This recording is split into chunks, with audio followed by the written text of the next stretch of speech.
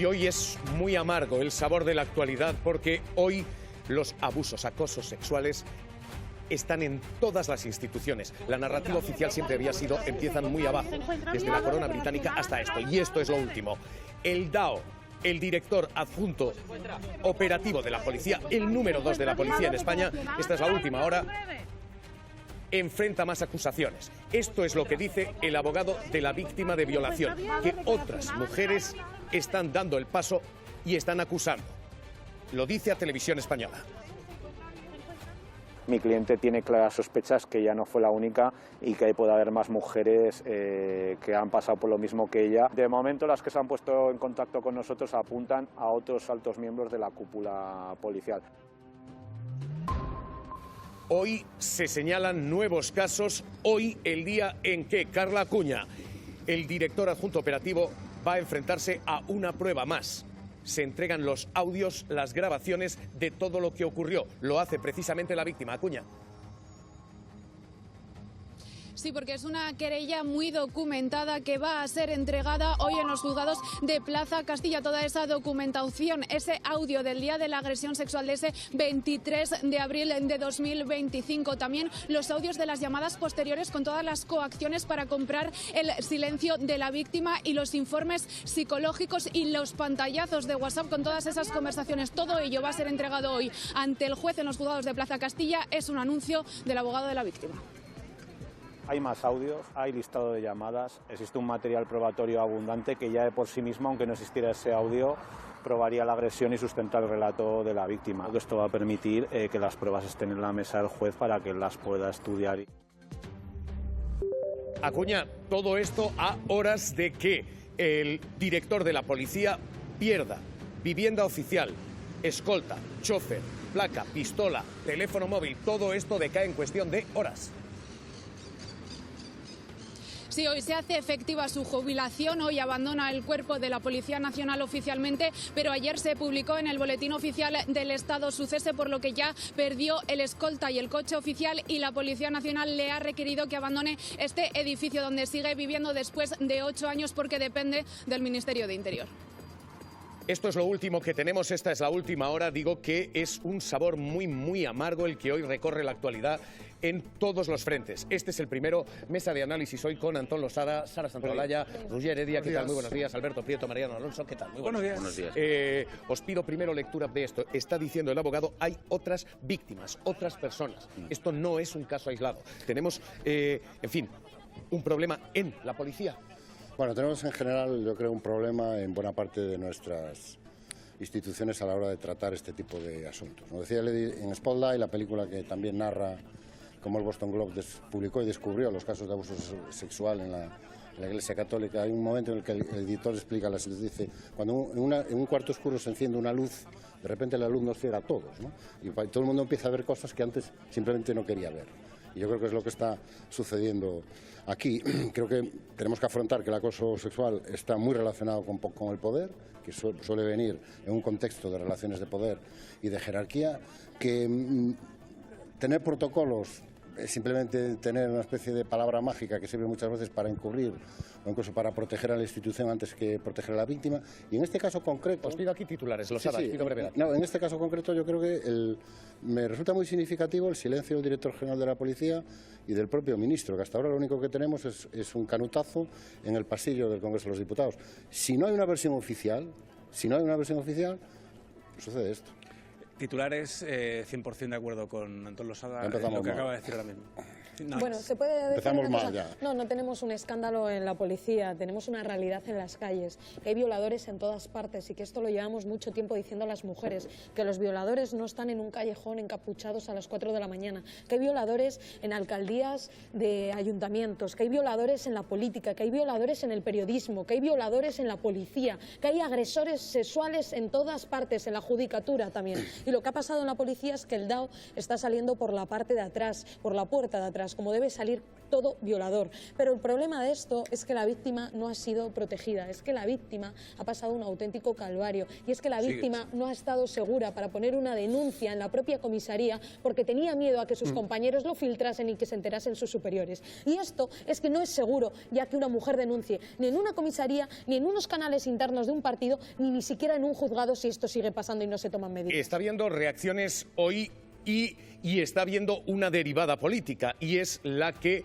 el Partido Popular abrió primero y rectificó después. Hoy ha hablado Margarita Robles, ha hablado Félix Bolaños, y lo que se está diciendo es acusación primera del Partido Popular. El ministro lo sabía, lo encubrió, es un delito esa acusación, pero se hace dentro de la Cámara y hay protección parlamentaria. Cuando ocurre dentro del Congreso, la teoría del Constitucional entra dentro de lo legítimo, pero se está replicando fuera. Hay una acusación de acusar al ministro de encubrir. Es un delito, insisto, y se ha rectificado después. Hoy, Margarita Robles, Félix Bolaños. No solo me avergüenza, sino que siento un profundo dolor. Estoy conmocionada. Me parece tan sorprendente que pueda pasar todavía en el ámbito de la administración pública, que la justicia trabaje, actúe y actúe rápido. Hemos de reflexionar todos. Tiene que haber protocolos ágiles. Duele mucho que después de tanto tiempo esta persona se haya sentido desprotegida. Ninguna organización humana está libre de que en su seno haya comportamientos machistas, haya agresiones, haya acosos, haya cerdos machistas que acosan a las mujeres. Cuando afecta a un gobierno socialista o al Partido Socialista, en horas están fuera. Cuando afecta a otras organizaciones, como es el caso del Partido Popular, se protege al presunto agresor y se denigra a la víctima. Y ahora mismo la batalla política está servida, porque el Partido Popular ha llegado a acusar al ministro de encubrir un delito, para rectificarlo después, insisto, pero en esto puede haber cruzado la línea de fuera de juego, hasta el punto de que se ha dicho esto y tanto el ministro como Óscar Puente han dicho, repítanlo en la calle, que nos vemos en los tribunales. Y el ministro de Interior es un verdadero incompetente. Tiene toda la pinta de que lo sabía y lo tapó. El ministro lo ha estado tapando, así que también tiene que dimitir él. Sabemos que lo conocía. ¿Qué hace usted todavía ahí? Es devastador. Todo un ministro del Interior tapando una presunta agresión sexual. Da náuseas. Después de haber tapado al presunto violador y su mano derecha, no sé qué demonios hace usted aquí. Están fuera de este hemiciclo que el ministro del Interior conocía los hechos y que no actuó, porque entonces nos veremos en otras instancias. Salgan ustedes y digan lo que han dicho del ministro Marlaska y nos vemos en los tribunales. Muchas gracias. Cristina Cañedo, esto ahora mismo es algo que tiene cobertura dentro de la Cámara, pero esto es ahora mismo algo que escandaliza y duele al Gobierno. Sí, que enfada de una forma mayúscula, están muy indignados, es lo que nos dicen en Moncloa. Aquí saben que en el Partido Popular han medido las palabras al milímetro. Dentro sí dijeron que el ministro había encubierto una violación, eso es una calumnia, y lo que están haciendo ahora es verter dudas, es elucubrar algo que se podría enmarcar dentro de la libertad de expresión. Por eso a esta hora en Moncloa no tienen pensado tomar ninguna acción legal, pero sí que señalan al Partido Popular por llevar a cabo esa estrategia de antipolítica, dicen, de verter mentiras sobre un gobierno sabiendo que lo son, y la de señalar además a un ministro que actuó nada más conocer los hechos, y lo hace además, dicen, un partido que todavía sigue teniendo dentro de sus filas a personas señaladas precisamente por agresiones sexuales. Y el señor Marlaska no lo pensó un minuto. Inmediatamente que conoció cuál había sido el tenor de los hechos, o al menos presuntamente, pidió la dimisión del DAO. ¿Qué más puede hacer el señor Marlaska si escuchamos esa mañana en el Congreso que lo sabía? Y es falso que se conociera. El propio abogado de la víctima ha tenido que salir diciendo que es falso. ¿Cree que debería dimitir? No. En mi opinión, el Ministerio del Interior actuó con total contundencia, agilidad e inmediatez tan pronto como conoció los hechos. Manuel Rico, director de Público, ¿qué tal? ¿Cómo estás? Hola, buenos días, ¿qué tal? Rico, esto es un delito, acusar al ministro no ya sin pruebas, sino de un delito de encubrimiento. ¿Esto puede acabar en tribunales? A ver, yo no creo que acabe en tribunales. Obviamente tú no puedes acusar a alguien de cometer un delito si no lo ha hecho, pero bueno, yo creo que más allá de que no va a terminar en tribunales, aquí lo que hay es una metedura de pata, una más garrafal por parte del PP, ¿no? De esa inteligencia artificial que lleva la estrategia del PP, porque ante un hecho gravísimo y que no podemos olvidar, que es la violación, presunta, pero la violación, el hecho de que no hayan funcionado los protocolos dentro de la policía porque la víctima no ha ido a denunciar por vía interna y por lo tanto hay que hacer una revisión clara sobre eso. Ante el posible encubrimiento por parte de algunas personas cercanas al DAO, lo que hace el PP es, entra como elefante en una cacharrería, en este caso en el Congreso, bueno, pone a Tellado y demás cúpula a acusar sin pruebas de un delito al ministro, con lo cual mueven el debate y en vez de seguir hablando sobre lo ocurrido y que es suficientemente grave como para pedir explicaciones al Ministerio del Interior y tener ahí centrado el tema, pues se convierten ellos una vez más en protagonismo por esa ansiedad de ver quién suelta el insulto más grande todos los días, ¿no? Una ansiedad en la que Tellado y Cía compiten permanentemente con Ayuso y bueno, y al final hay ocasiones como esta en la que les termina perjudicando y termina tapando, insisto, el tema de fondo que tenemos que abordar, que es el tema de los delitos estructurales, que claro que están en todas las entidades y que eso es lo realmente grave, ¿no? ¿Pero tú crees que esto es un error o esto es una estrategia? Bueno, a ver, la estrategia está ahí. La estrategia es que de todo es culpable Sánchez, de que sale el sol por la mañana y de que se pone por la noche, y que todos los días piden la dimisión de Sánchez o de cualquier ministro. La reacción del PP ante cualquier noticia que exista, da igual que sea gravísima o delictiva, como aquí, presuntamente delictiva, o un tema muchísimo menor, la reacción es siempre la misma. Sánchez dimisión, el sanchismo tiene desguazado a España y el ministro de turno, quien sea, también tiene que dimitir. Claro, como tú vas con esa plantilla fija, con ese chip fijo, y ocurra lo que ocurra, dices siempre lo mismo, pues hay ocasiones en que eso se termina convirtiendo en, bueno, pues en un problema para ti mismo, porque te pones en el foco y tapas el tema realmente grave de fondo. Entonces, el error es la estrategia, porque cualquier partido político, cualquier persona que analice la realidad debería tener, bueno, pues respuestas adaptables a la gravedad de los hechos. Si tú respondes siempre con la bomba nuclear, pues lógicamente hay veces que a quien termina afectando más, casi si te descuidas, es a ti por lanzarla de forma sin sentido, por decirlo de alguna forma. Rico, gracias. Te mando un abrazo. Cuídate. Un abrazo para vosotros. Voy a volver después contigo, perdóname.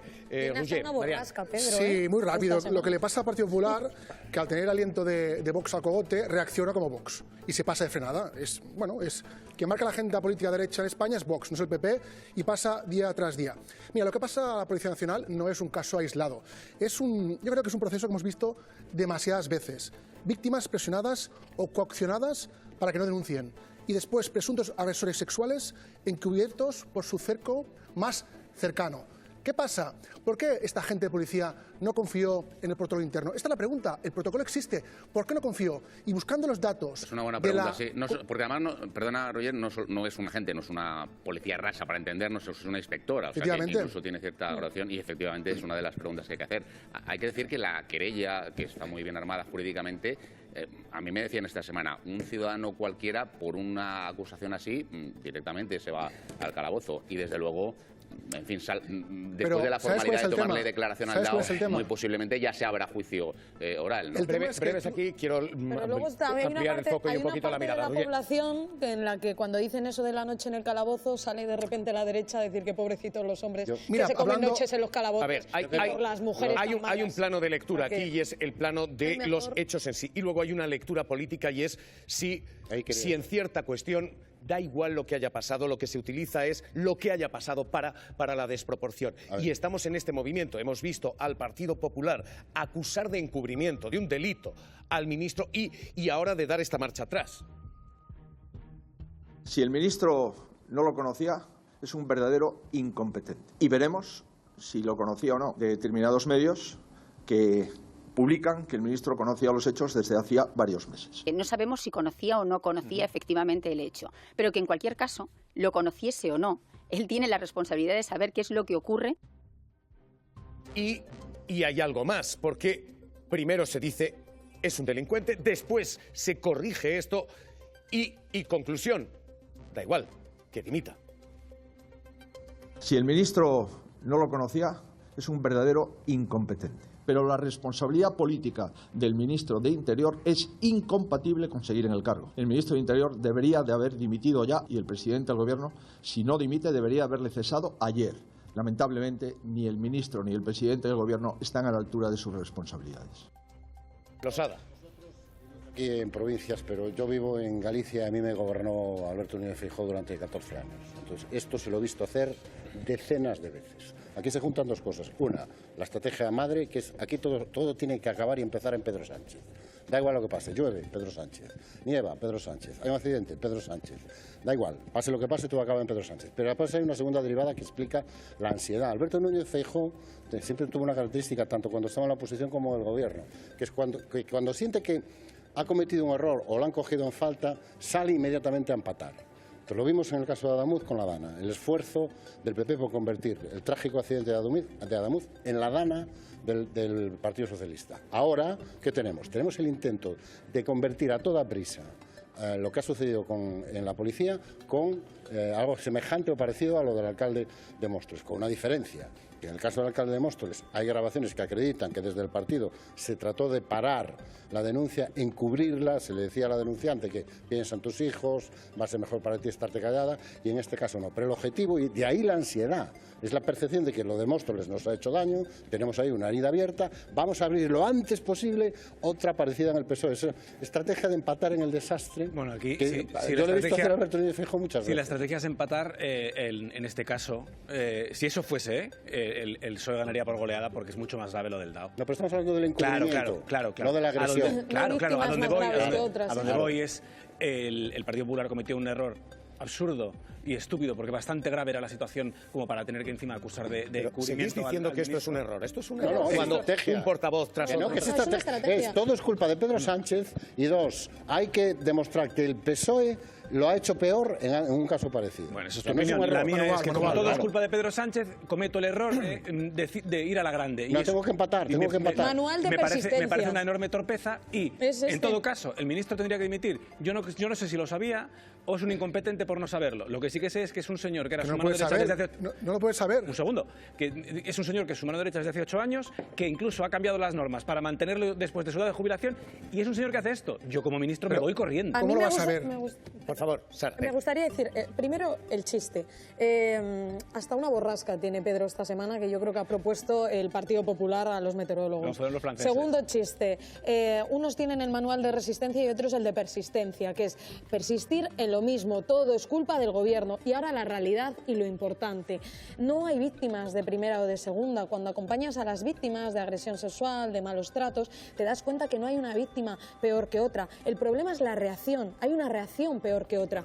La reacción que se produce con el caso de Móstoles es mucha peor que la que se produce con el DAO. ¿Por qué? Porque se señala a la víctima, porque vemos a un Partido Popular feroz contra la víctima, humillando a la víctima, y porque no dimite ni Dios. Y con el DAO hay muchos errores y cosas muy graves, como que la víctima tuviese miedo internamente en los canales a la hora de poner una denuncia. Pero en cuanto se conoce la querella, que lo conocemos todos el mismo día, este señor está cesado. No es por ello que la víctima del DAO sea más importante o menos que la de Móstoles. Las dos pintan lo mismo e importan lo mismo. Excepto a la derecha, que las dos las quieren utilizar para cosas distintas. Lo que tenemos ahora mismo es cuestión ya de horas. Ha de dejar la residencia oficial, ha de dejar todo lo que viene adjunto a ese cargo, y a esta hora sigue allí dentro.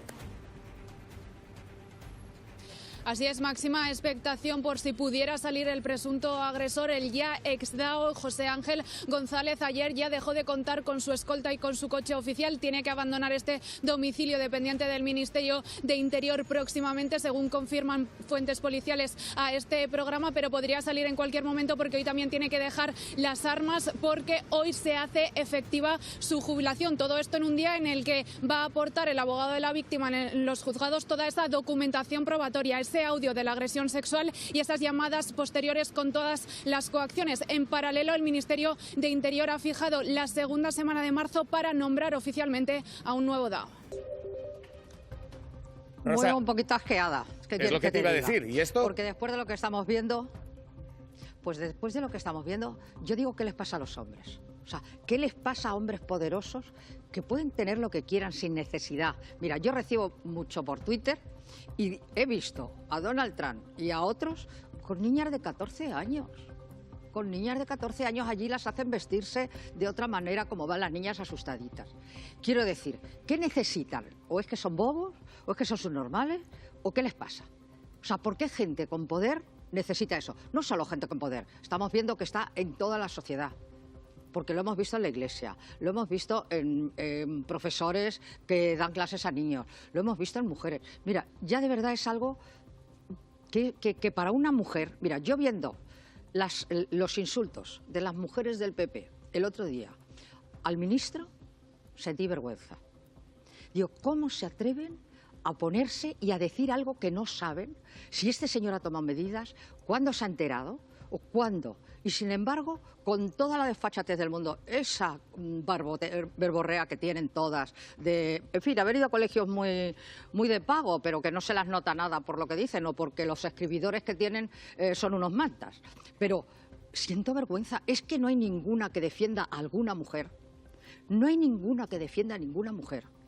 Porque al ministro le atacan por ser el ministro, pero no porque ni una palabra de apoyo a las mujeres. Entonces, como mujer, Rosa, de lo que me estás diciendo, ¿tú crees que estos ataques con el tema del DAO, tú crees que todo lo que está ocurriendo no es un error, como se estaba leyendo en la mesa, que se está señalando al ministro como una estrategia, aunque sea mentira, para que caiga?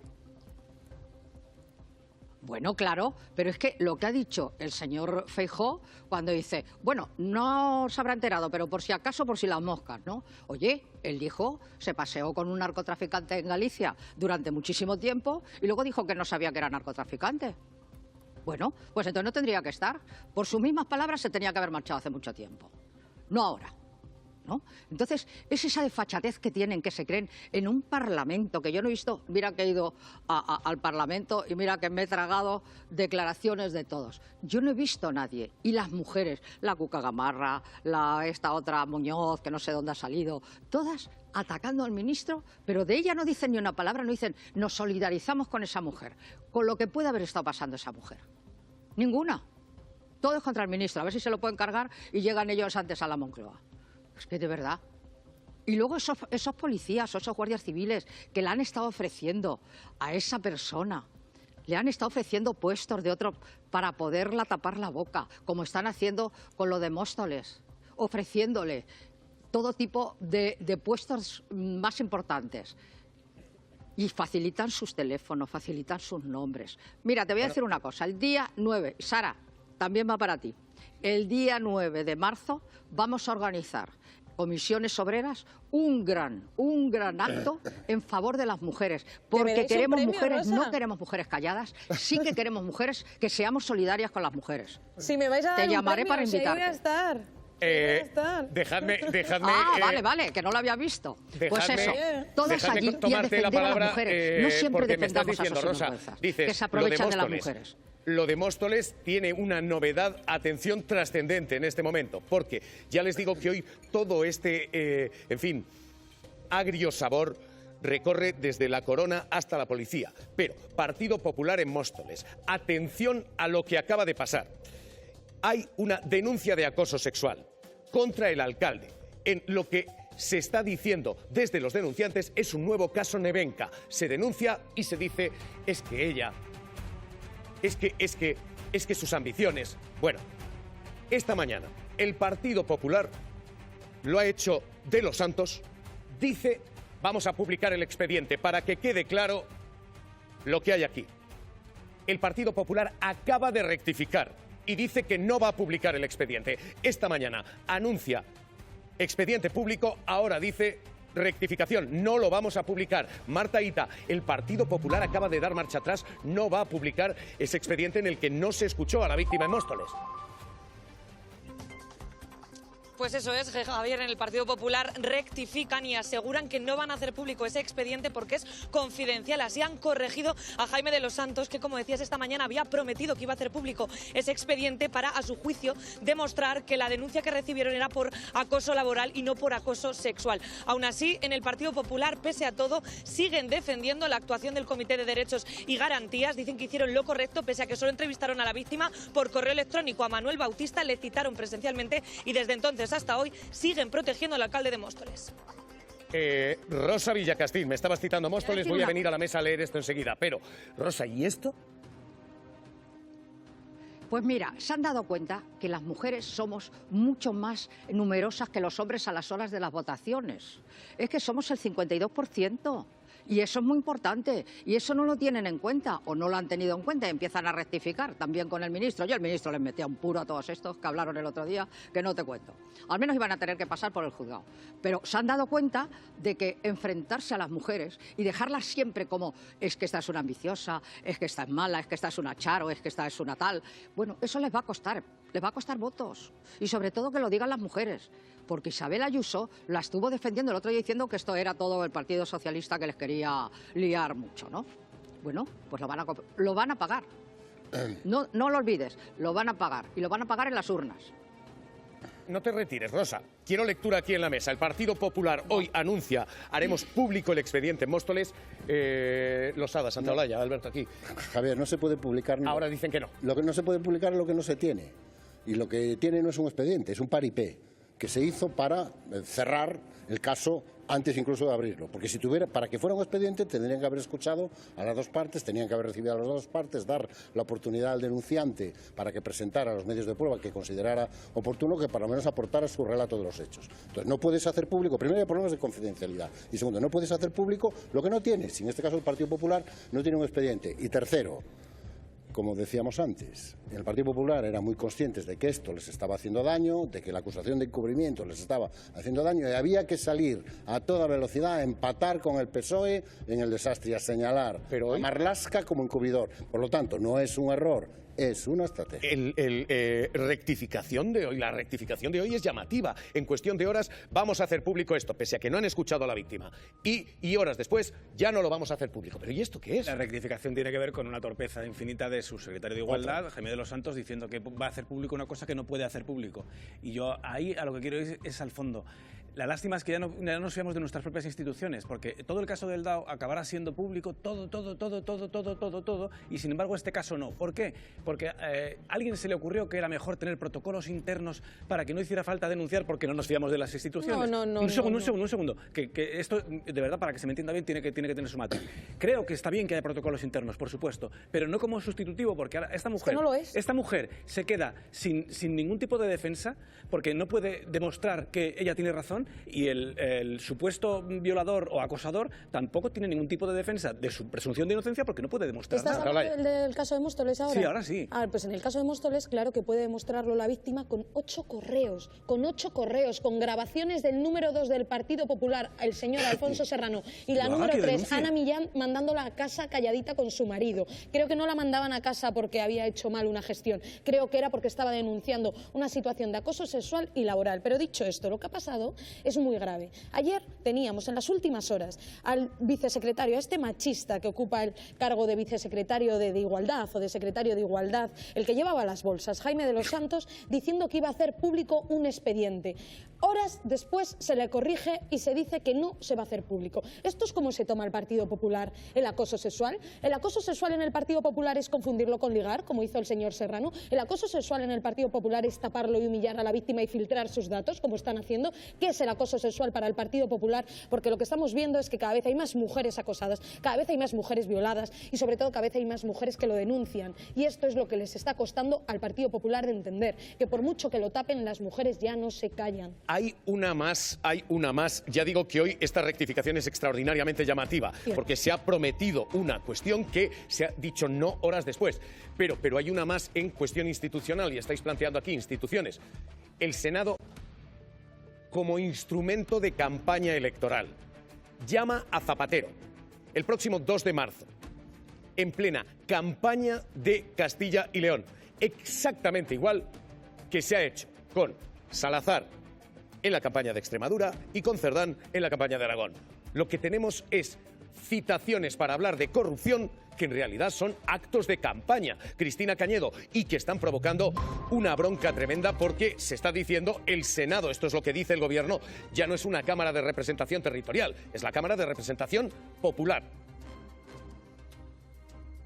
Sí, es un espectáculo absurdo, dicen en el PSOE, que es en lo que están convirtiendo desde el Partido Popular al Senado. Por un lado, insisten máxima tranquilidad en esa comparecencia del expresidente José Luis Rodríguez Zapatero, pero por otro, ese enfado, citando esos casos que mencionabas, Javier, es uno más después de tratar de influir en las elecciones extremeñas y en las elecciones de Aragón. Es una estrategia partidista, un uso fraudulento de la Cámara Alta para tratar de influir en unas elecciones autonómicas. ¿Se ha convertido el Senado en un instrumento de campaña para el Partido Popular? Bueno, yo creo que esto es un circo. 3 elecciones autonómicas y 3 socialistas citados en la Comisión Coldo durante las campañas. Vamos a citar a Santos Cerdán. Extremadura arranca su campaña electoral en diciembre y Santos Cerdán, exsecretario de organización del PSOE, es interrogado por los senadores por segunda vez, un mes después de su salida de prisión. No hay ninguna trama corrupta, ni soy la cabeza de ninguna trama corrupta. Misma fórmula para las elecciones de Aragón. El Partido Popular se vale de su control absoluto de la Cámara Alta para citar a Paco Salazar tendrá que rendir cuentas en la comisión de investigación. El exdirigente socialista al que se le investiga por presunto acoso sexual es llamado a una comisión que supuestamente investiga el caso Coldo. Sin embargo, Las compañeras con las que he trabajado siempre las he respetado como profesionales y las he respetado como mujeres. Ahora es el turno electoral para Castilla y León. Que empieza es la precampaña y la campaña de las elecciones de Castilla y León. Y sobre la mesa del PP en el Senado, una nueva pieza socialista es colocada en el calendario de comparecientes en la comisión de investigación. José Luis Rodríguez Zapatero tendrá que dar explicaciones en la comisión de investigación del Senado el próximo 2 de marzo. Y la fecha coincide de nuevo con el arranque de la campaña electoral del 15M. Un presidente en la sombra, el nexo corruptor entre Sánchez y el PSOE con la narcodictadura de Maduro. La Cámara Alta se convierte en un tablero para Génova y el objetivo es poner el foco mediático sobre el ejecutivo de Pedro Sánchez y sus apoyos. Deportividad, ¿no? Incluso con talento. Pues propongan este tipo de comisiones de difamación. ¿Es el Senado el arma electoral del PP contra el PSOE? Rico, Villacastín, y esta citación, Manuel. Bueno, yo creo que todos estos números ya lo intentó hace muchísimos años. Rosa, espera. Bueno, perdóname, Manuel. Rosa Villacastín. No, que ya hace muchos años Járez Pacochaga, cuando era el portavoz del Partido Popular en el Senado, pero no tenían los votos suficientes, no eran mayoría, ya intentó cosas así, pero no las consiguió. O sea, que ahora lo consigue. Yo digo que ¿por qué no llaman al novio de Ayuso? ¿No? Pues estaría bien escucharle, ahora que le pido 80.000 euros al antiguo secretario, ¿cómo? Fiscal General del Estado. No, hombre, perdonar. Sí. Quiero decirte, ¿por qué solo a gente del PSOE? Pero si ellos tienen montones de casos, el día que empiecen a salir y la judicatura empiece a darles salida, nos vamos a enterar. Nos vamos a enterar, porque yo a Mañueco, y soy de Ávila, no lo conozco, no lo he visto nunca. Nunca he ido por mi tierra. Rico, ¿cómo lo lees? ¿Cómo ves esta? Bueno, a ver, yo creo que la lectura es obvia, es un intento de utilizar el Senado en campaña electoral y es una pena porque es desvirtuar por completo el sentido de una comisión de investigación que bien hecha pues tendría un sentido precisamente para cumplir lo que deben hacer el Congreso o el Senado, ¿no? Ahora, para mí hay otro elemento que enlaza un poco con lo que hablábamos antes de esa estrategia tan inteligente, estoy siendo irónico, del PP, ¿no? Que es, lo han hecho en Extremadura, lo han hecho en Aragón, y entonces, a la vista de los excelentes resultados electorales que han sacado en las dos comunidades, donde quien ha crecido clarísimamente es Vox y donde en Aragón incluso han bajado diputados, han decidido que es buena idea repetir la estrategia. Bueno, pues, oye, doctores tiene la Iglesia, adelante, parece que es una estrategia que funciona. Por no hablar, eso sí, del vídeo en el que hablan de nexo corruptor, acusaciones a Zapatero de las que no hay ni una sola prueba. Y volvemos a lo mismo de antes, acusar sin pruebas de la comisión de delitos. Es triste que el principal partido de la oposición se haya convertido en una máquina permanente de lanzar fango. Rico, Villacastín, a los dos, un abrazo, cuidaos. Un abrazo. Gracias. Hasta ahora. Cuidado. Y hay una novedad de última hora. Atención a esto, porque les estamos contando todo lo que atraviesa la actualidad. Tiene el mismo vector, el de abusos, acoso sexual. La ministra de Igualdad va a reunirse con la víctima del DAO, Cristina Cañedo. Sí, todavía no ha revelado cuál va a ser la fecha, pero sí ha insistido Ana Redondo, lo hacía desde el primer momento, que nada de lo que le ocurra a la víctima es ajeno a su ministerio, que este ministerio es el Ministerio de las Mujeres y que están aquí para defender sus intereses, así que se muestra abierta a que se produzca esa conversación, quedan a su disposición, todavía no se ha producido, pero se va a producir cuando la víctima lo desee. Esto es lo que hay, esta es la última hora y todo esto es lo que hoy navega y discurre bajo esas aguas. Además, estamos a puertas de una cita fundamental, segundo acto para la unidad de la izquierda. Después del acto entre Emilio Delgado y Gabriel Rufián, este fin de semana, las 4 formaciones, 4 portavoces que se agrupaban en Sumar van a intentar hacer exactamente esto: cohesionar a la izquierda para frenar a la ultraderecha. Es un acto que pretende una vía alternativa a la vía Rufián, pero que está en estos momentos ya en marcha. Collantes. Con un lema, Javier, que es el de dar un paso al frente, pero la que parece que está dando marcha atrás es Yolanda Díaz, cuyo liderazgo en Sumar le permitió ser vicepresidenta del Gobierno y que mañana finalmente no estará en el lanzamiento de esa coalición, de ese Sumar 2.0, porque asegura que es el momento de que hablen los partidos, aunque lo cierto es que mañana sí que intervendrán ministros como Urtasun, Mónica García o, por ejemplo, Antonio Maillo. Asegura Yolanda Díaz que es el momento de que hablen otros. Hoy, por ejemplo, hay un acto también de Sumar en el que estaba previsto su intervención y finalmente se ha cancelado. En la izquierda buscan ya la fórmula para refundarse, todavía hasta ahora, Javier, sin una cara visible que los una a todos de cara a las elecciones generales. No hay un liderazgo en esa vía. Hoy hemos escuchado a Rufián matizar la suya, decir que él no busca exclusiones. Si es necesario puede haber integraciones, pero que solo tiene que haber un nombre a la izquierda del PSOE. Que no es solo cuestión de escoger entre Comuns o Esquerra, en demarcaciones, por ejemplo, como Barcelona, donde se reparten muchísimos escaños, sino integrar para que no se divida el voto. Y hace una apelación muy clara, muy directa a una formación y a un hombre. La formación es Podemos, el hombre es Pablo Iglesias. Pablo Iglesias, para mí es el mejor de nuestra generación. Yo creo que Irene Montero es una fuerza. Creo que cuando lee un prospecto de un ibuprofeno te emociona. Les quiero en todo esto. Quien crea que esta gente sobra se equivoca. Pablo Iglesias, ¿qué tal? Muy buenas tardes. Muy buenas. ¿Cómo estáis, compañeros? ¿Cómo lo ves, ex vicepresidente del Gobierno, ex responsable de Podemos? ¿Esto ahora mismo es factible? Una candidatura a la izquierda del PSOE. Bueno, lo primero es darle las gracias a Gabriel Rufián por sus palabras amables hacia Podemos en un espacio y en un foro y con una gente pues que no tiene mucha simpatía por Podemos y que incluso ha querido que Podemos no existiera y le gustaría que no existiera. Que Gabriel Rufián lo dijera allí tiene mucho valor y yo se lo agradezco. Ahí yo creo que las interpelaciones tienen que ser a las mujeres, que son la referencia de Podemos, a Irene Montero y a Ione Belarra.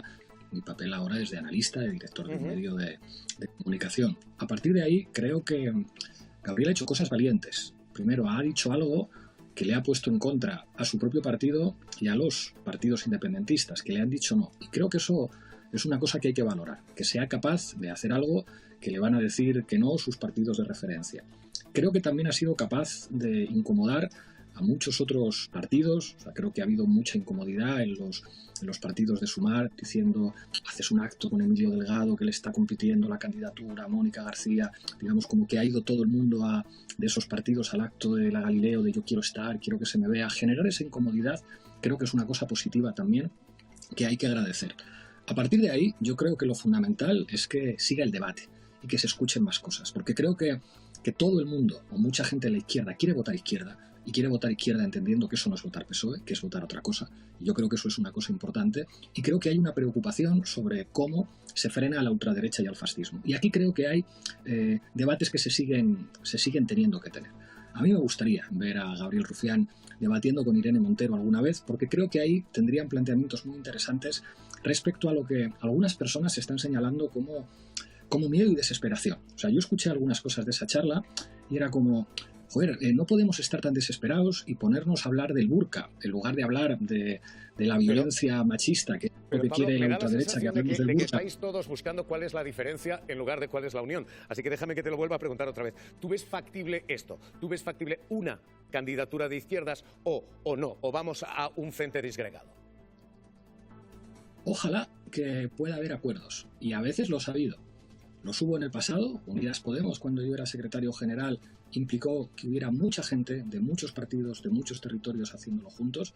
En Extremadura hubo un acuerdo hace poco que implicó el mejor resultado histórico de la izquierda en Extremadura, con Podemos e Izquierda Unida yendo juntos.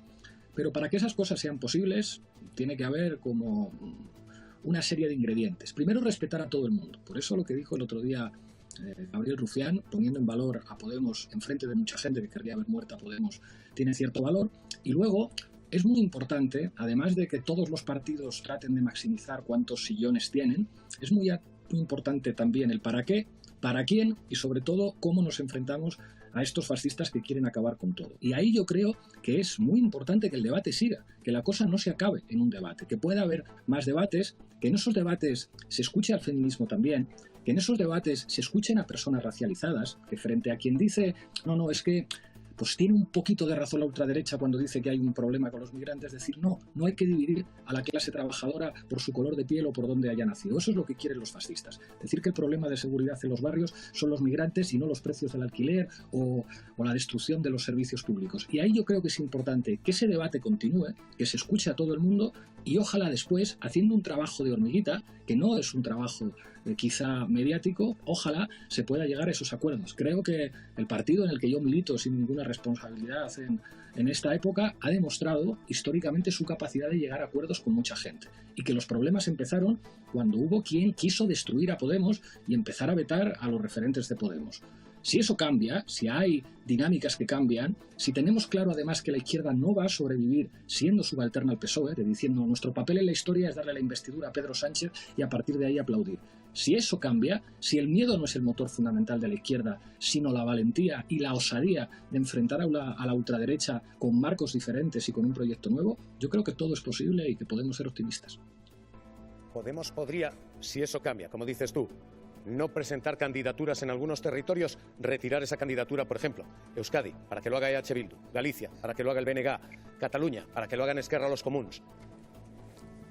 El problema de ese planteamiento, de que le dicen a alguien como disuélvase usted y desaparezca, es que entonces para eso que se presente el PSOE.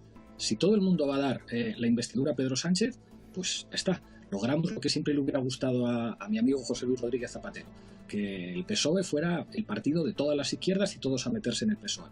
Que a mí me parece muy bien que haya gente que se meta en el PSOE, pero es que yo no soy del PSOE y creo que esto no puede ser una lógica de aniquilación. Pero no se dice eso, Pablo. Lo que se dice es una candidatura además de la del PSOE. Tú estás diciendo el PSOE no es izquierda verdadera, pero hay otras formaciones que están a la izquierda del PSOE. Lo que se dice es, oye, Podemos podría no presentar candidatura en Euskadi, integrarse, poder no presentarse en Cataluña, integrarse. ¿Podría haber sitios donde Podemos no presentar a candidatura? No presentarse e integrarse son cosas diferentes. Mira, Podemos ganó 2 elecciones generales en Euskadi y 2 elecciones generales en Cataluña. Y jamás Podemos le dijo a EH Bildu, oye, no te presentes o intégrate conmigo. Ni jamás le dijo tal cosa a Esquerra. Yo creo que los acuerdos se pueden dar y que todo se puede explorar, pero cuando alguien dice básicamente, oye, te quiero mucho, pero tú preséntate por Soria, que aquí los sillones son míos, es como, oye, mira, esto no puede ir de sillones, esto va de otra cosa, esto va de cómo se le gana a la ultraderecha, esto va de cuáles son los temas que ponemos encima de la mesa. Cualquiera que diga, unidad, todos juntos y tal, pero el sillón para mí y tú preséntate en otro pueblo, es como, compañeros, no hemos venido a eso, creo que hemos venido a otra cosa y que la gente además no va a aceptar esa suerte de debate de sillones. De hecho, en las últimas elecciones generales, la candidatura en la que iba mi partido tenía más votos que el partido de Gabriel Rufián en Cataluña. Si tú le dices, como le decían el otro día en la cadena SER, a Oriol Junqueras, oiga, ¿se retira usted para integrarse en una candidatura de izquierdas? Y Oriol Junqueras dijo, pero pensaba que no era un programa de humor en el que estaba. O sea, yo creo que todo el mundo tiene que saber el terreno en el que se juega, y la generosidad es algo positivo y el respeto es algo positivo, pero si el planteamiento es, no, yo he venido aquí a pedir la unidad, pero el sillón para mí, los demás que se retiren, hombre, no veníamos a esto, digo yo. Tú sabes que tengo aquí a la moderadora del acto que está dando saltos en la silla. Que no, hombre, no. Quiero opinar, pero antes quería preguntarle una cosa a Pablo. Yo he escuchado a Gabriel Rufián decir que él estaba dispuesto a dejar este sillón, ahora cuando hablabas de sillones y de sillas. ¿Tú crees que hay gente, o te han comentado, sé que eres el director de Canal Red, no diriges Podemos, pero te han comentado fuentes de Podemos, miembros de Podemos, dirigentes, que estarían dispuestos a renunciar a este sillón, cuando hablamos ahora de sillones?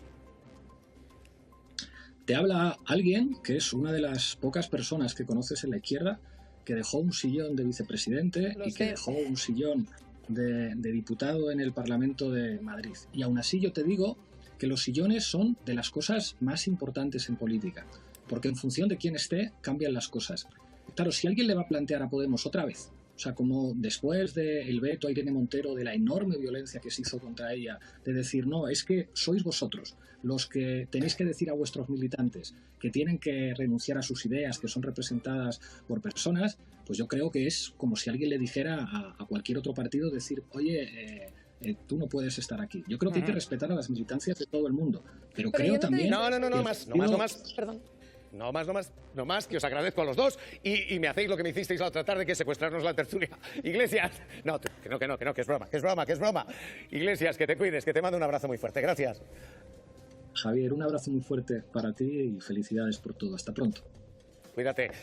Tenemos efectivamente una ceremonia para la unidad de la izquierda y tenemos algunos problemas y algunos matices. Lo están escuchando. Hay uno y es este. ¿Qué hace Podemos y qué se hace con Podemos? ¿Qué se integra y qué se sustituye? Esta es la primera gran cuestión a la izquierda, Podemos. Hay otra, y es no la cuestión política, sino la cuestión regional. ¿Qué se hace en los sitios donde hay dos fuerzas que rivalizan o incluso alguna que adelanta? Por ejemplo, en Cataluña, ¿qué se hace con los comuns? Son mayoritarios, por delante de Esquerra. Esquerra va a renunciar y hoy hemos visto cómo Ada Colau protestaba y Rufián matizaba. Él mismo sabe que tiene problemas en su propia casa, ¿no? Porque efectivamente en las últimas elecciones del 2023 quienes quedamos por delante de Esquerra en las elecciones fue el espacio de Comuns Sumar.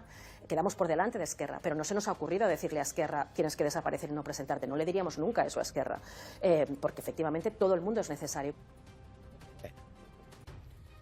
Esta es la contestación hoy de Rufián. Rufián dice una cosa, yo pido confluencias, yo no pido retiradas. Dice, eso significa no necesariamente que se presente uno, pero sí que no se presenten 14, que tiene que haber confluencias aquí. Losada, Mariano. Losada, Mariano. A ver, perdona. Los responsables políticos siempre están con esta carallada de si se presentan 3, que las circunscripciones, que las provincias, que el elector no funciona así. Que el votante no anda con la calculadora matemática en la cabeza. El que es de izquierda y no es nacionalista jamás votará una lista donde haya nacionalistas. Claro. Y el que es nacionalista y es de izquierdas, como en mi caso, jamás votará una candidatura que sea exclusivamente de izquierdas. Es que se están equivocando otra vez. Que el problema no es la izquierda nacionalista, que el problema es la izquierda española, que parece el camarote de los hermanos Marx. Es que llevan una semana y yo, de verdad, yo estoy agotado. O sea, yo ya necesito un folleto para saber cuántos actos van, quién es el camarote de los hermanos. Dice Rufián que no sobra gente. Sí, sobra gente. Sobra gente, no trabajando de base, no haciendo campaña, no contribuyendo al esfuerzo, pero sí sobra gente queriendo salir en la foto. Mariano. Sobra gente queriendo salir en la foto, sobra gente queriendo salir en las listas. ¿Y sabes lo que falta? Falta gente con la generosidad y la visión suficiente para darse cuenta de que mi tiempo de estar en primera línea a lo mejor ya ha pasado. Y la mejor contribución que puedo hacer a un proyecto de izquierdas ganador es dar un pasito atrás y dejar que otro ocupe mi lugar. Sin que eso significa que yo sobre o que me tenga que ir. No, tienes que asumir otro rol. Pasó tu ventana de oportunidad. Mariano. Yo creo que Losada ha apuntado una cosa importante. Efectivamente, cuando... No sé si cambiarme de lado hoy. Cuando efectivamente en una comunidad aparece el factor nacionalista o no, eso hace un cierto efecto espejo en la izquierda y en la derecha. Es que el elector no está con esos cálculos en la cabeza. Pero no solo eso, sino que el vicepresidente Iglesias ha citado dos casos que efectivamente fueron así. La victoria de Podemos en Euskadi en el momento de mayor auge y también en Cataluña. Lo que no ha dicho es que fue, sobre todo en Cataluña, con un discurso, no voy a decir antinacionalista, pero en fin, con un perfil que no era cómodo para los nacionalistas en aquel momento, la primera candidatura de Catalunya Sí que es Pot, etcétera. Y por lo demás, yo creo que esta es la opinión de un militante de base de Podemos, que igual tiene alguna influencia en la cúpula del partido, no lo sé, pero ha quedado muy claro que de la propuesta de Rufián nada. Vamos. Voy a decir varias cosas, pero muy breve, lo prometo de verdad. Escuchando a Iglesias, oye, de verdad, yo creo que no puede haber una izquierda en el 2027 sin Podemos. Podemos es imprescindible para la reconstrucción de la izquierda, del espacio de la izquierda o lo que quede esto. Pero una de las personas que siempre lo ha dicho y lo ha defendido es Gabriel Rufián. Gabriel Rufián es uno de los políticos que más ha defendido a capa y espada a Podemos y a sus dirigentes de todo el castigo y de toda la persecución que recibían. Y hoy solo recibe palos de algunos de ellos. Pero lo más importante, hoy se hace un acto de izquierdas. Y al mismo tiempo, Sara, han tenido, Rufián ha tenido confrontaciones con Podemos muy severas. Hace ya años y se nos han olvidado, pero también las ha tenido. Hoy se hace un acto de izquierdas porque un independentista catalán y republicano decidió hacer un acto de izquierdas, una charla esta misma semana. Si no, estarían otras izquierdas esperando. O sea que yo compro que el problema es la izquierda española sin ninguna duda, pero también compro que hay votantes de izquierda española que votarían a independentistas que les preocupen lo mismo los derechos de uno en un barrio en Barcelona como en un barrio en Salamanca.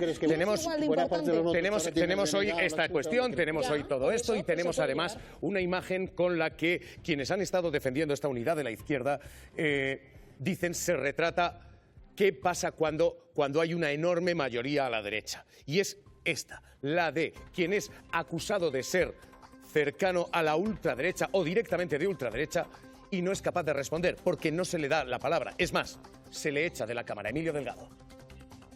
Emilio Delgado, señor Delgado, bienvenido a la extrema derecha. 114.1. ¿Por qué falta su decoro, su dignidad? Porque me está asociando a un grupo de extrema derecha con el que no tengo nada que ver. Eso lamento decirle que no. Aquí no vale como insulto. No tiene la palabra. Le llamo al orden por primera vez, señor Delgado. Que no tiene la palabra por segunda.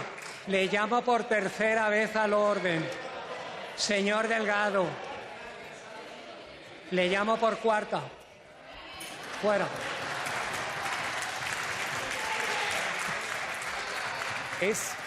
Es hasta el gesto de, miren, váyanse. Marta Ita, ¿qué es exactamente lo que ha pasado? ¿Qué es lo que cuenta después Emilio Delgado y qué es lo que se cuenta allí?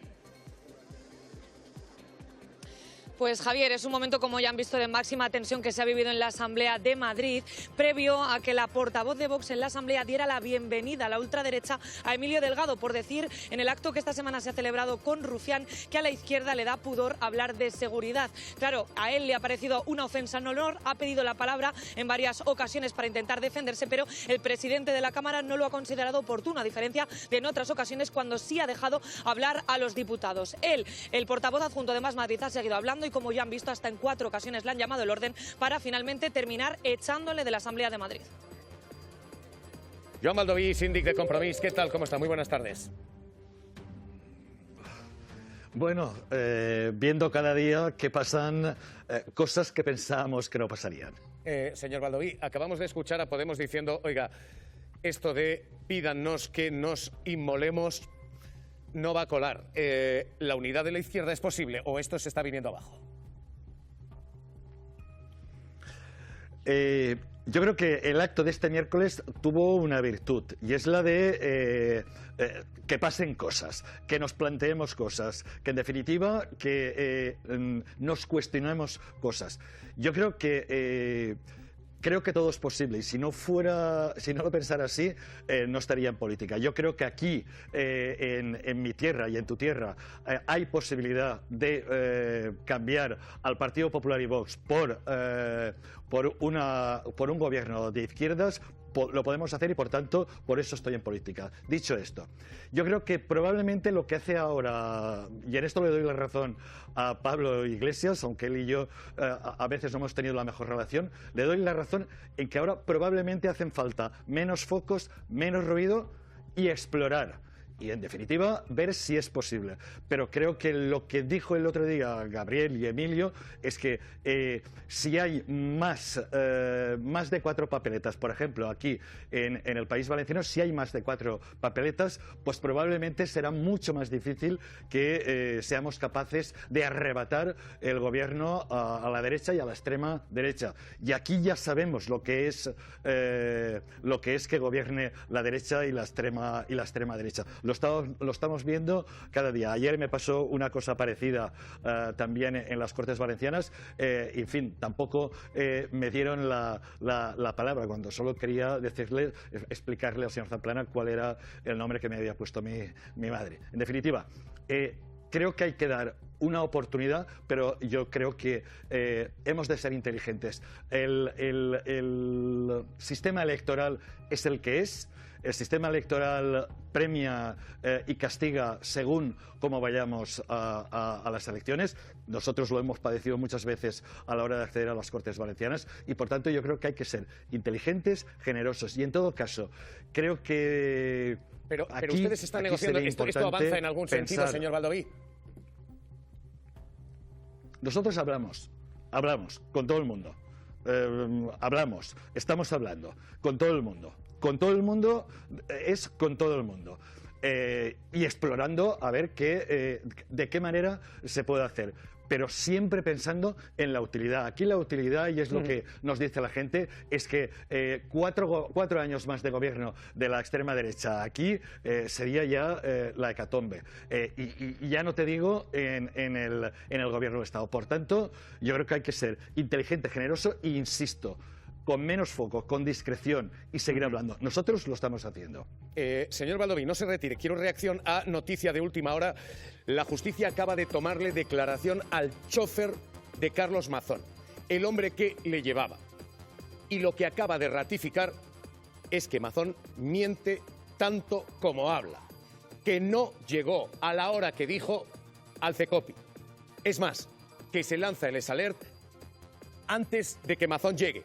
Y que Mazón llega al gabinete de crisis a las 8 de la tarde. Sabíamos que había mentido, pero hoy es el chofer quien le conduce, el que Pedro Gómez ahora mismo destapa claramente la mentira de Mazón.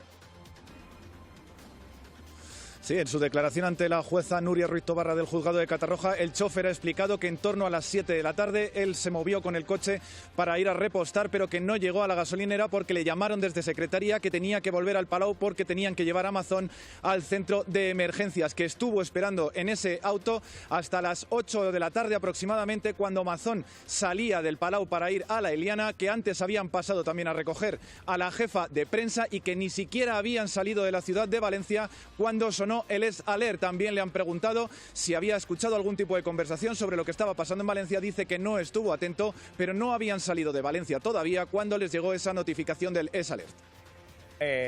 Joan Baldoví, Compromís, ¿y esto?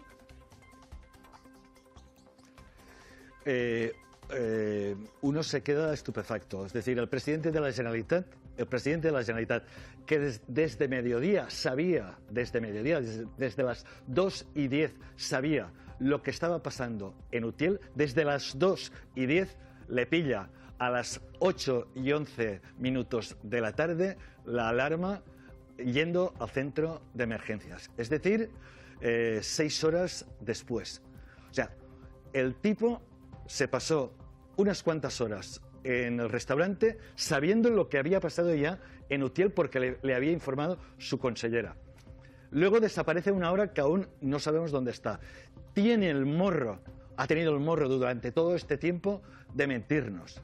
Yo creo que la propuesta que hizo ayer Compromís y la que haremos en el próximo pleno está más que justificada. Nosotros ayer pedíamos que las Cortes le exigieran su acta de diputado y en caso de que el señor Mazón no se fuera, que el Partido Popular lo enviara al grupo de no adscritos. Es decir, un presidente que en el peor día estuvo desaparecido y que encima nos ha querido contar mentiras tras mentiras tras mentiras que van cayendo.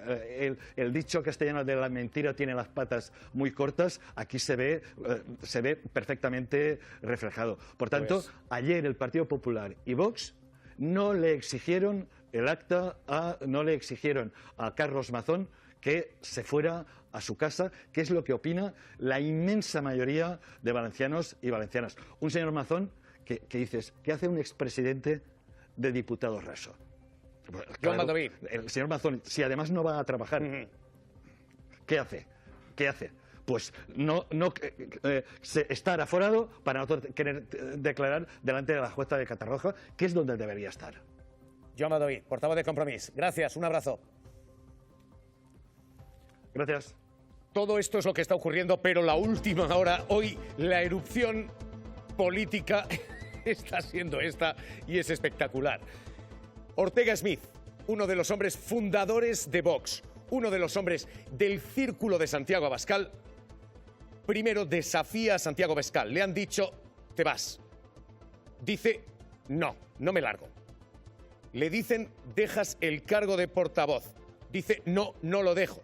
Y acaba de comparecer, y atención a lo que acaba de decir, que está viviendo una guerra sucia por parte de la dirección de Vox, que está sufriendo una difamación repugnante, que está muy afectado, muy dolido. Ortega Smith, al borde de la lágrima. Alberto Herrera, acaba de comparecer Ortega Smith y lo que hay aquí es una guerra civil abierta en la ultraderecha. Ortega Smith, Javier, mantiene el pulso a Vox y dice además que está dispuesto a plantar cara al partido. Dice literalmente en un acto de bomberos en el que ha aprovechado para hablar de forma improvisada con los medios. Acaba de ocurrir que va a luchar contra el partido con todos los recursos que además le dan los estatutos de Vox. Y más declaraciones importantes que acaba de dar Ortega Smith. Dice que no entiende cómo ha pasado de luchar desde el minuto -1 junto al partido para fundarlo, a cesarlo a él como secretario general y a todo su equipo sin dar ningún tipo de explicación. Afirma también Smith que cómo son capaces de llevar esta estrategia de persecución, silencio y expulsión en estos momentos tan graves para España, y dice además también que no va a tolerar esa asquerosa guerra sucia de filtrar información a través de los medios para después, a través de sus redes, soltar el bulo y la mentira de que es él quien estaba filtrando esa información. Habla, por lo tanto, de guerra sucia e, insistimos, dice que va a plantar cara al partido con todos los medios que proporcionan los estatutos de Vox ahora mismo. Lo que estamos viviendo es absolutamente espectacular en Vox, porque el Círculo de Santiago Abascal ha ido depurando nombre tras nombre a quienes no eran absolutamente fieles a Abascal. Pero Ortega Smith ha sido su lugarteniente, fundador del partido. Y el mensaje de Santiago Abascal es telita. Solamente se puede entender así. Aquí mando yo, Santiago Abascal. Yo no temo a nada ni a nadie. Y Vox es un partido en el que la Asamblea elige a una dirección y la dirección toma las decisiones. Y es la dirección la que manda. Ortega Smith, guerra sucia y difamación. ¿Y esto? Es la dirección la que manda. Yo creo que tenemos mucha suerte, aquellos que no queremos que la ultraderecha crezca en España, de que sean tan cafres, de que lo hagan tan mal y de que no tengan ninguna capacidad de tener un partido organizado. Porque si no, a lo mejor tendríamos... Hombre, para no estar organizados, vamos. Bueno, porque los votantes les votan. Pero lo que quiero decir es que menos mal que son así de malos, porque si no le votarían más. Siendo así de malos, le está ganando el relato, la estrategia política al PP. Es decir, eso es lo que dices tú, vamos. Por supuesto que sí. Pues mira, quien marca en España el relato político, la estrategia en la derecha, es Vox. Vale. Solamente es Vox. Eso dice la gente de izquierda. Santaolalla, Losada, ahora mismo lo que tenemos es esto.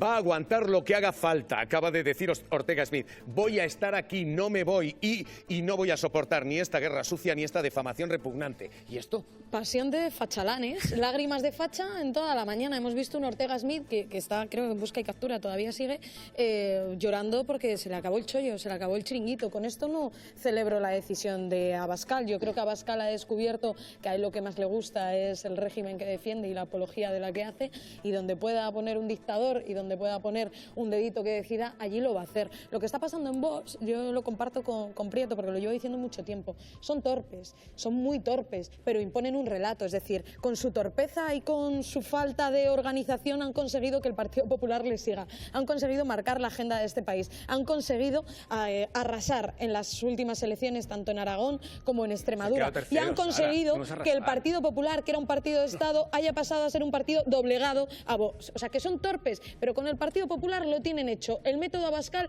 hace que el señor Feijóo quiera cada día parecerse más a él. Losada, ¿qué está pasando aquí? Mariano, ¿qué está pasando Si fuera aquí? Santiago Abascal... Está compareciendo en directo ahora, vamos a escuchar a Abascal. ¿Pero qué? No, que yo si fuera Santiago Abascal no me vendría tan arriba. No olvidemos que estamos hablando del hombre que en 2016 casi recupera Gibraltar él solito. Fue nadando, plantó... o sea, casi le faltó esto para recuperar Gibraltar gracias a su pasado de ex boina verde. Segundo, hombre, yo creo que esto solo tiene una solución típicamente española entre dos españoles de bien y patriotas, que es un duelo al sol en el Retiro al amanecer, ¿no? Que elija arma, no sé, Ortega Smith, no sé, machete, motosierra, ¿Qué más cosas decían que iban a traer a la televisión española? Bomba nuclear. Bomba nuclear, lanzallamas. Y oye, aquí solo puede quedar uno y ya está. Y se acabó. Y bueno, ¿qué nos refleja esto? Bueno, refleja en este momento que Vox es un partido de un solo hombre, que se llama Santiago Abascal. Él es el candidato en las elecciones autonómicas, él es el líder de la oposición, él es el hombre orquesta en el partido, y todo lo que sea reducir ese perfil de líder es expulsado del partido. Y pues tenemos a un hombre, a un pobre hombre, un patriota como Ortega Smith, que insisto, casi recupera Gibraltar, él solo luchando por su supervivencia política y por su oficio de político profesional. Pero ¿cómo es?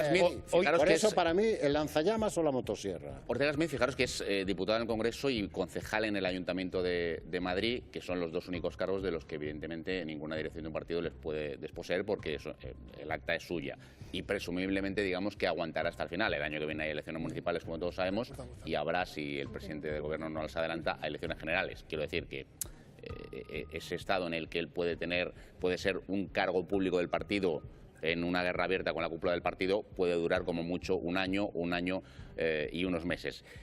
Es verdad que hay gente en Vox que dice que la purga tampoco ha sido tanta porque, en fin, porque básicamente es diputado y concejal del Ayuntamiento de Madrid, y luego ya poco a poco se le han ido quitando varios cargos que tenía. La constante acumulación de cargos. Era portavoz adjunto en el Congreso de los Diputados, estaba en la dirección del grupo, se le quitó, pero se le mandó como portavoz. Importante, Abascal dice, no le temo a nadie ni a nada. ¿Por qué? Porque cada vez que se ha ido o ha sido cesado un miembro de Vox, ha hablado de corrupción. ¿Os acordáis cuando se fue Macarena Olona y fue de plato en plato diciendo que había corrupción, que no cuadraban las cuentas? ¿Os acordáis hace un mes que estaban los cachorros de Vox revuelta, que hemos descubierto presuntamente tangando pasta a las víctimas de la Dana? ¿Os acordáis de todo esto? No le teme a nadie, no le teme a las cuentas, porque las cuentas en ese partido hace tiempo que no cuadran, y quizás tenga miedo de que Ortega Smith casque.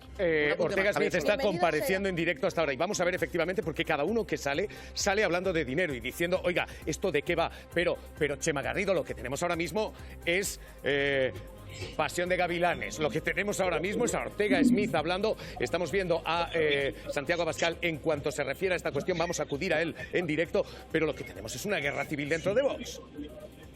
Es mucho más que una guerra civil, porque vos no se entendería si... No se te oye bien, Chema. ¿Sí? ¿Me escucháis? ¿Hola? ¿Me escucháis?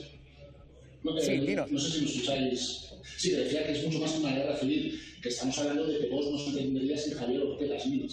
Cuando vos ni siquiera tenía nombre, en un posavasos, en un viaje en AVE, escribió Ortega Smith cómo debía ganarse el partido. Ortega Smith conoce todo de Santiago Abascal y todo de vos. Él fue su abogado en los peores momentos, era como de la familia, y por tanto sorprende mucho que sea capaz de no solo quitarle políticamente, sino de eliminarle su vida. El verdadero autoritarismo de Santiago Abascal es tan elevado que una persona sin la que él no podría haber llegado a donde está, también en lo personal, es padrino de una de sus hijas, sorprende. Y eso seguramente es porque no le teme, no porque no tenga nada de lo que vaya a contar, sino porque Abascal cree que ya nada le va a pasar factura con una Vamos a mejorar el sonido, Chema, vamos a mejorarte el sonido enseguida, pero vamos a hacer efectivamente recapitulación. A esta hora lo que están viendo, comparecencia en directo de Santiago Abascal. A esta hora Ortega Smith, que acaba de comparecer para decir que es una guerra sucia lo que se está viviendo en Podemos, en Vox, quiero decir. Y a esta hora lo que tenemos es el último eslabón de una cadena que cada vez que se rompe acaba hablando de pasta, guerra sucia y movimientos muy turbios a la derecha, a la ultraderecha. Porque, Adela, vamos a revisarlo, los que han ido saliendo de Vox uno tras otro acaban denunciando corrupción en Vox. Vamos a escuchar sus argumentos, pero vamos con esa suspensión de militancia y consiguiente expulsión. Remata una carrera política que ha ido a menos dentro del partido que fundó. Ortega Smith ha pasado de ser el número 2 de Vox a acabar relegado al gallinero del hemiciclo. Su pérdida de galones ha sido directamente proporcional a sus discrepancias con Abascal. Mirad. No podemos dormirnos en los laureles. Vox no nació como un modus vivendi. Vox no nació como un lugar, como una agencia de colocación de amigos. Precisamente Ortega Smith fue el único de los miembros de Vox que acudió y abrazó a Espinosa de los Monteros en el año 2023 en la presentación de su fundación, tras su sonada marcha del partido, también por sus diferencias con Abascal. Una más, otra de las caras de Vox que salió del partido. Ella, Macarena Olona, fue también la primera en denunciar desvíos de dinero público hacia la Fundación Disenso. planean sombras muy graves de corrupción. Porque ya hablamos de una desviación de dinero público de 11 millones de euros. Es que han montado el chiringuitazo de Vox. El ex vicepresidente de la Junta de Castilla y León, Juan García Gallardo, también salió de Vox criticando en redes la falta de democracia interna. Lo hacía con este mensaje. En su comunicado de despedida apelaba a la exigencia de una conducta ética a quienes integran las oligarquías que gobiernan los partidos. ¿Mensaje a Abascal? Bueno, vamos con quien fuera también portavoz de Vox en el Parlamento Balear, Idoia Ribas. Se fue del partido lanzando acusaciones muy graves de financiación irregular. Los verdaderos intereses de esa cúpula actual de Vox consisten en acumular dinero público en la Fundación Disenso, de la cual Abascal se ha hecho presidente vitalicio. Y mientras se forran, le venden humo a la gente. Denuncias por posibles desvíos de ayudas destinadas a la Dana también salpicó de lleno a Vox y a su organización juvenil, La Revuelta, tras publicarse audios como estos. Hemos pedido dinero para la Dana y no le hemos gastado la Dana y que tengo un marrón de la hostia. Habéis pedido dinero, hay un engaño original. Con el posterior engaño de que el dinero ese no se está destinando a la Dana.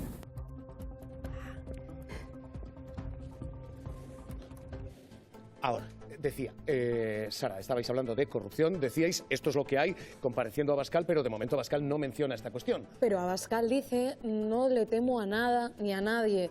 ¿Por qué? ¿Por qué? Porque todos los dirigentes que han ido abandonando Vox o han sido expulsados han hablado de corrupción, han hablado de que las cuentas no cuadran, y no porque sean valientes, sino porque se les acabó el chollo, ¿eh? Si vale lo mismo corromperse o participar en tramas de corrupción cuando estás dentro que cuando estás fuera. Pero han hablado de que no cuadraban las cuentas, han hablado de la Fundación Disenso, han señalado incluso a la familia de Abascal cuando se beneficiaba de ciertos pagos. Esto ha pasado y esto es lo que le da miedo que pase con Ortega Smith. Chema Garrido, comparecencia en directo de Abascal. Vamos a intentar recuperar conexión contigo. Chema, decías, lectura hoy Ortega Smith y hoy guerra civil ahí dentro. ¿Cómo la lees? ¿Cómo lo ves? Efectivamente, bueno, lo que está claro es que hay una guerra civil enorme en Vox, en el partido de extrema derecha, y es una guerra entre dos personas que no se entendería Vox. Es decir, Javier Ortega Smith no es un cualquiera. Vox no se podría entender desde el mismísimo día de su fundación si no hubiera sido por Javier Ortega Smith.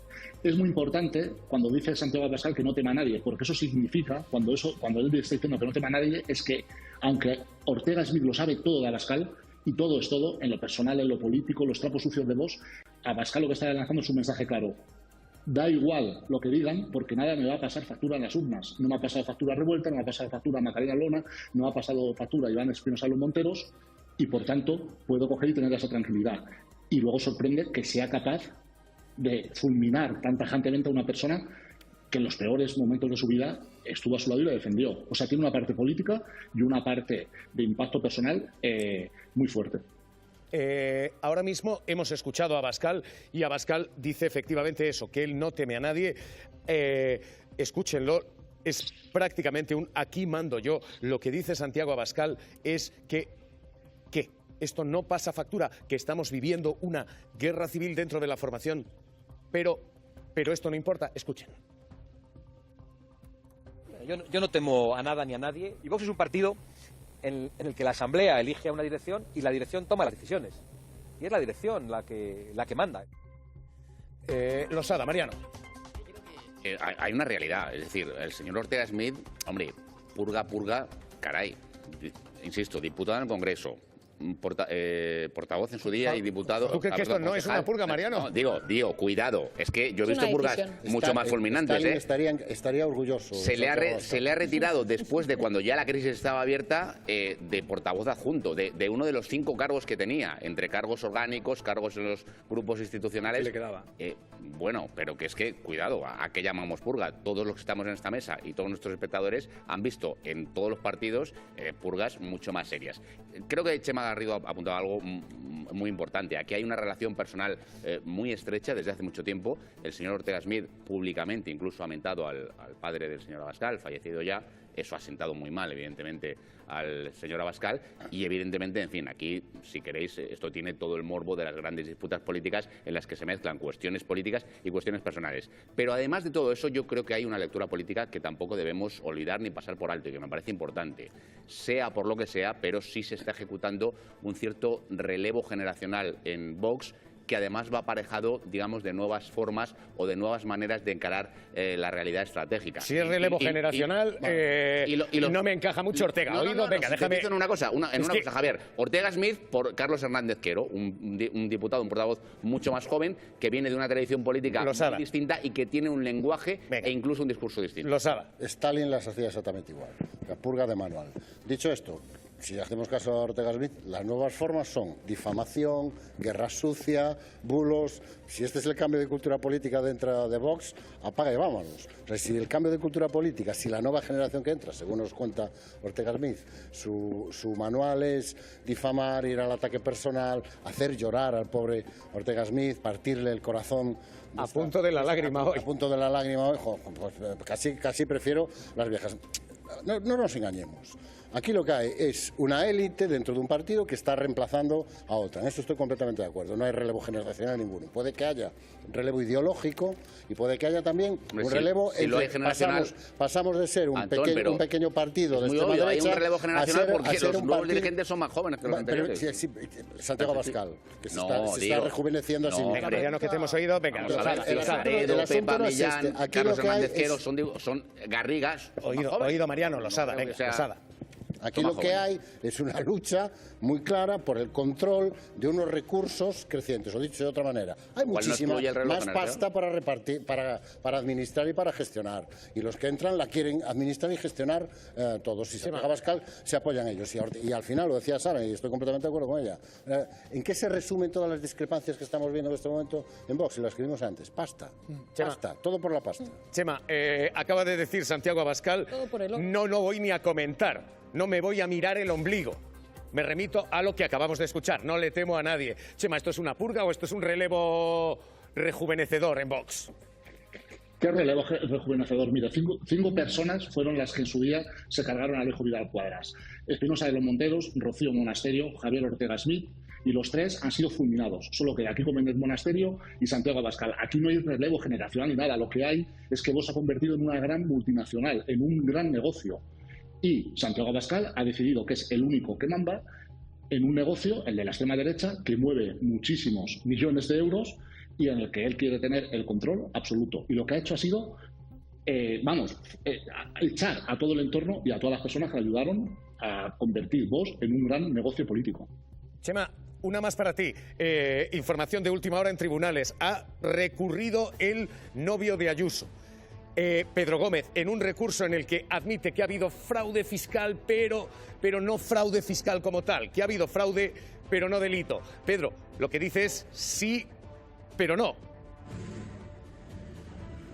Sí, un escrito en el que además se presenta como una víctima porque asegura que todo se inició mediante una acción delictiva por parte del fiscal general, que se han vulnerado todos sus derechos fundamentales y que además en ese escrito también asume que todo ha sido una antítesis a lo que debería ser un procedimiento justo en España. Dice en ese escrito que aprovecha en ese escrito para presentar la denuncia, la sentencia del fiscal general del Estado, pese a que el Supremo ya dijo que no le tendría que servir porque nada tenía que ver una cosa con la otra. Además, insiste en que las facturas son reales porque se llevaron a cabo esos servicios que se prestaron y que defraudó, pero poco, que no es lo que dice la agencia tributaria, sino que no llega a los 120.000 en ninguno de los dos ejercicios y que por lo tanto no habría ningún delito fiscal. De esta manera pide que se anule la causa y que se le absuelva.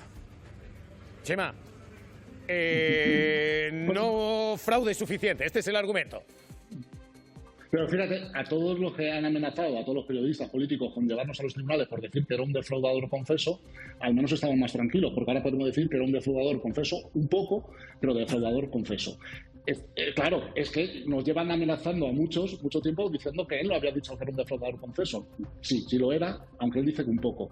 En cualquier caso, esto es una estrategia de defensa que era evidente que iba a acabar realizando una vez se produce la condena al fiscal general del Estado, la condena injusta, y por tanto lo que buscan es la nulidad y salir indemne de lo que cometió, que fue un acto de fraude a las arcas públicas y a la hacienda de todos los españoles. Pues Chema Garrido, cuídate, gracias y un abrazo. Un abrazo, cuidados. Esto es lo último. La otra clave en el tribunal es lo que les estamos contando, la declaración del chofer de Mazón. Buscamos información y actualizamos ronda de última hora. Adela. Sí, ese conductor de Mazón que declara ante la jueza de la Dana y dice que el S-Alert sonó cuando llevaba al expresidente al CECOPI, Sergi Moya. El chofer de Mazón el día de la Dana dice que no oyó nada, que no estuvo atento a las conversaciones telefónicas que mantuvo Mazón en el vehículo de camino al CECOPI con la entonces consellera que estaba al frente de la emergencia, Salomé Pradas, y con otros altos cargos de la Generalitat. El conductor sostiene que no fue hasta última hora de la tarde cuando le avisaron que tenía que llevar al presidente al Centro de Coordinación de Emergencias de l'Eliana. Un detalle que contradice una de las múltiples versiones de Mazón, que dijo que después de su comida en el Ventorro estuvo trabajando en su despacho en el Palau de la Generalitat. Este testimonio también ha reseñado que a las 8:11 minutos, cuando estaban de camino al CECOPI, les sonó la alerta en los móviles y estaban aún en la ciudad de Valencia. Cuidado con el ultimátum que ha dado Donald Trump, porque dice que va a atacar Irán o no en cuestión de 10 días. Lo que están viendo en pantalla es lo que hace que esto no sea un farol. Lo que están viendo en pantalla es un despliegue de medios en la zona como no veíamos desde la Guerra del Golfo. No había un despliegue de tropas americanas en aquella zona desde el año 2003. Hay 2 portaaviones, el Abraham Lincoln y el Gerald Ford. Hay 10 barcos de guerra, 6 destructores. Hay aviones de centro de mando aéreo. Hay 34 cazabombarderos y 40.000 soldados desplegados. Y Trump amenaza con semejante despliegue con actuar, dice, en el plazo de 10 días. El escenario es doblemente preocupante. Primero, porque Irán es el 20% del crudo que se extrae en el planeta. Y segundo, porque el estrecho de Hormuz, si esto se bombardea, es por donde pasa todo el gas natural, todo el petróleo que viene a Europa. El 30% del que se negocia en todo el mundo. Alberto Herrera, estos tambores de guerra, estos ya no son un farol, esto suena y esto preocupa como una guerra inminente. Y ojo, Javier, porque las próximas horas pueden ser incluso decisivas, según lo que publican medios americanos. CBS habla del traslado de funcionarios hacia Europa y Estados Unidos desde Irán, desde también Oriente Medio. Incluso CNN y New York Times hablan incluso de un ataque para este fin de semana.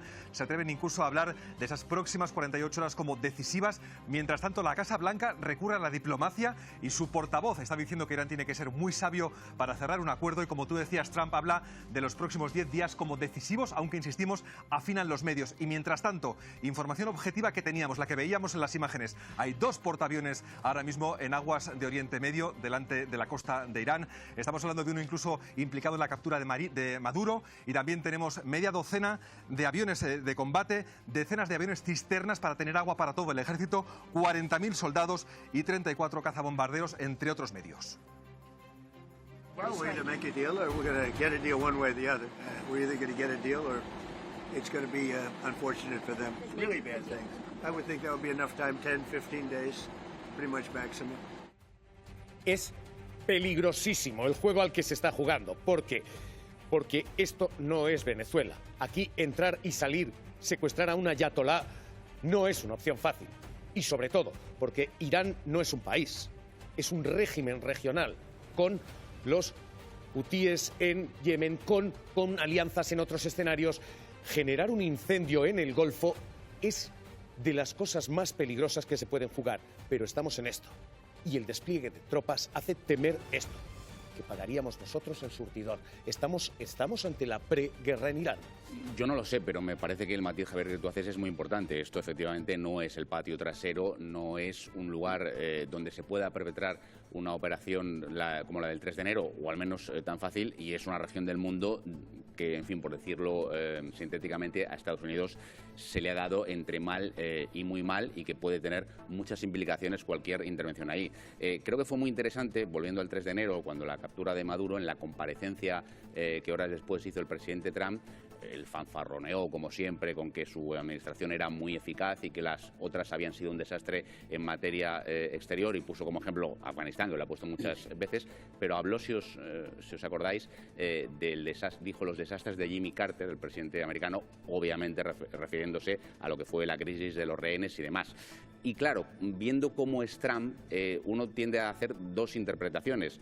Una que está, digamos, alejando el fantasma de una intervención en Irán, u otra exactamente la contraria, que él piensa que él va a ser efectivo allí donde Jimmy Carter fracasó. O es un farol o es de verdad. A mí, Losada, me da mucho miedo una cosa. Si es un farol, no despliegas cazabombarderos, portaaviones y 40.000 soldados. Yo creo que a Trump hay que tomárselo muy en serio. Aunque la manera que tiene de decir las cosas te invita a no tomártelo en serio, hay que tomárselo muy en serio. Y yo creo, tú hacías un análisis muy certero sobre las implicaciones para el mundo de la energía. Y yo añadiría un elemento. ¿Quién se quedaría con la mayor reserva de petróleo del mundo? ¿Y quién controlaría el mayor surtidor de petróleo del mundo si Hormuz se cierra? Estados Unidos, que tiene la mayor reserva de petróleo del mundo y ahora mismo controla el petróleo venezolano. Que no olvidemos que es un porcentaje muy alto de la reserva. O sea que si hay algún momento para ganar ventaja estratégica, para posicionarte en la zona, aprovechando además que el régimen de Irán es un régimen temible, pero no está en su mejor momento de fortaleza. Viene de soportar una crisis interna muy profunda, de la que hemos dejado de recibir noticias, pero que no creo que se haya arreglado en 15 días milagrosamente. Entonces yo creo que hay una oportunidad estratégica para Estados Unidos para aumentar todavía más su control del mercado de la energía, posicionarse estratégicamente en el asunto del petróleo, en el asunto del gas, y ganar influencia en una zona donde había perdido mucha influencia precisamente por los desastres históricos de Afganistán y de Irak. Así que, y a eso y ya termino, un último elemento.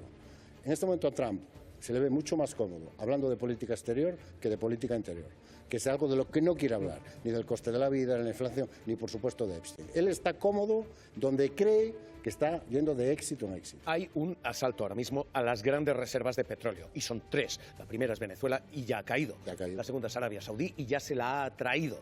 Y esta es la tercera, Irán, y ahora mismo en jaque. Lo que suenan son tambores de guerra, suenan muy muy fuertes y dan mucho miedo. Seguimos. Escándalo mundial por la detención del expríncipe Andrés. La justicia debe seguir su curso tras las acusaciones de violación.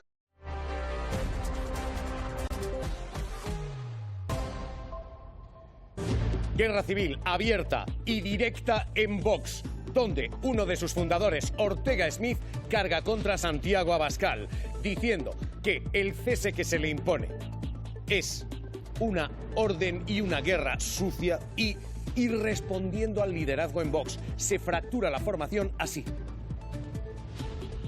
¿Cómo son capaces algunos de llevar esta estrategia de persecución, de intento de silenciamiento, de apartamiento, de expulsión, de cese en estos momentos? No voy a tolerar de ninguna manera esa asquerosa y repugnante guerra sucia que consiste en estar filtrando a los medios de comunicación, y algunos que pierdan toda esperanza que Ortega va a bajar la cabeza, que Ortega se va a callar. Ortega Smith comparece, echa un pulso al liderazgo de Santiago Abascal, y en algunos momentos, al borde del sollozo, Abascal escuchaba, Ortega Smith decía: no me lo merezco. Que no me merezco lo que estoy sufriendo y lo que están sufriendo mis compañeros. Y por eso, por justicia, voy a pelear dentro del partido con los recursos que permiten nuestros estatutos. Voy a recurrir lo que tenga que recurrir, y si tengo que llegar a la jurisdicción ordinaria, llegaré a la jurisdicción ordinaria. Ortega Smith es una de las voces fundadoras de Vox. Es uno de los hombres que acompañó a Santiago Abascal y ha sido uno de los defensores de la línea dura en el partido. Pero ahora rompe con un Abascal que hoy da un puñetazo en la mesa y dice que se remite a sus declaraciones en las que el mensaje es: aquí mando yo. En las que el mensaje es: Ortega Smith fuera. Pablo Collantes, lo que tenemos es una guerra abierta en el seno de la ultraderecha.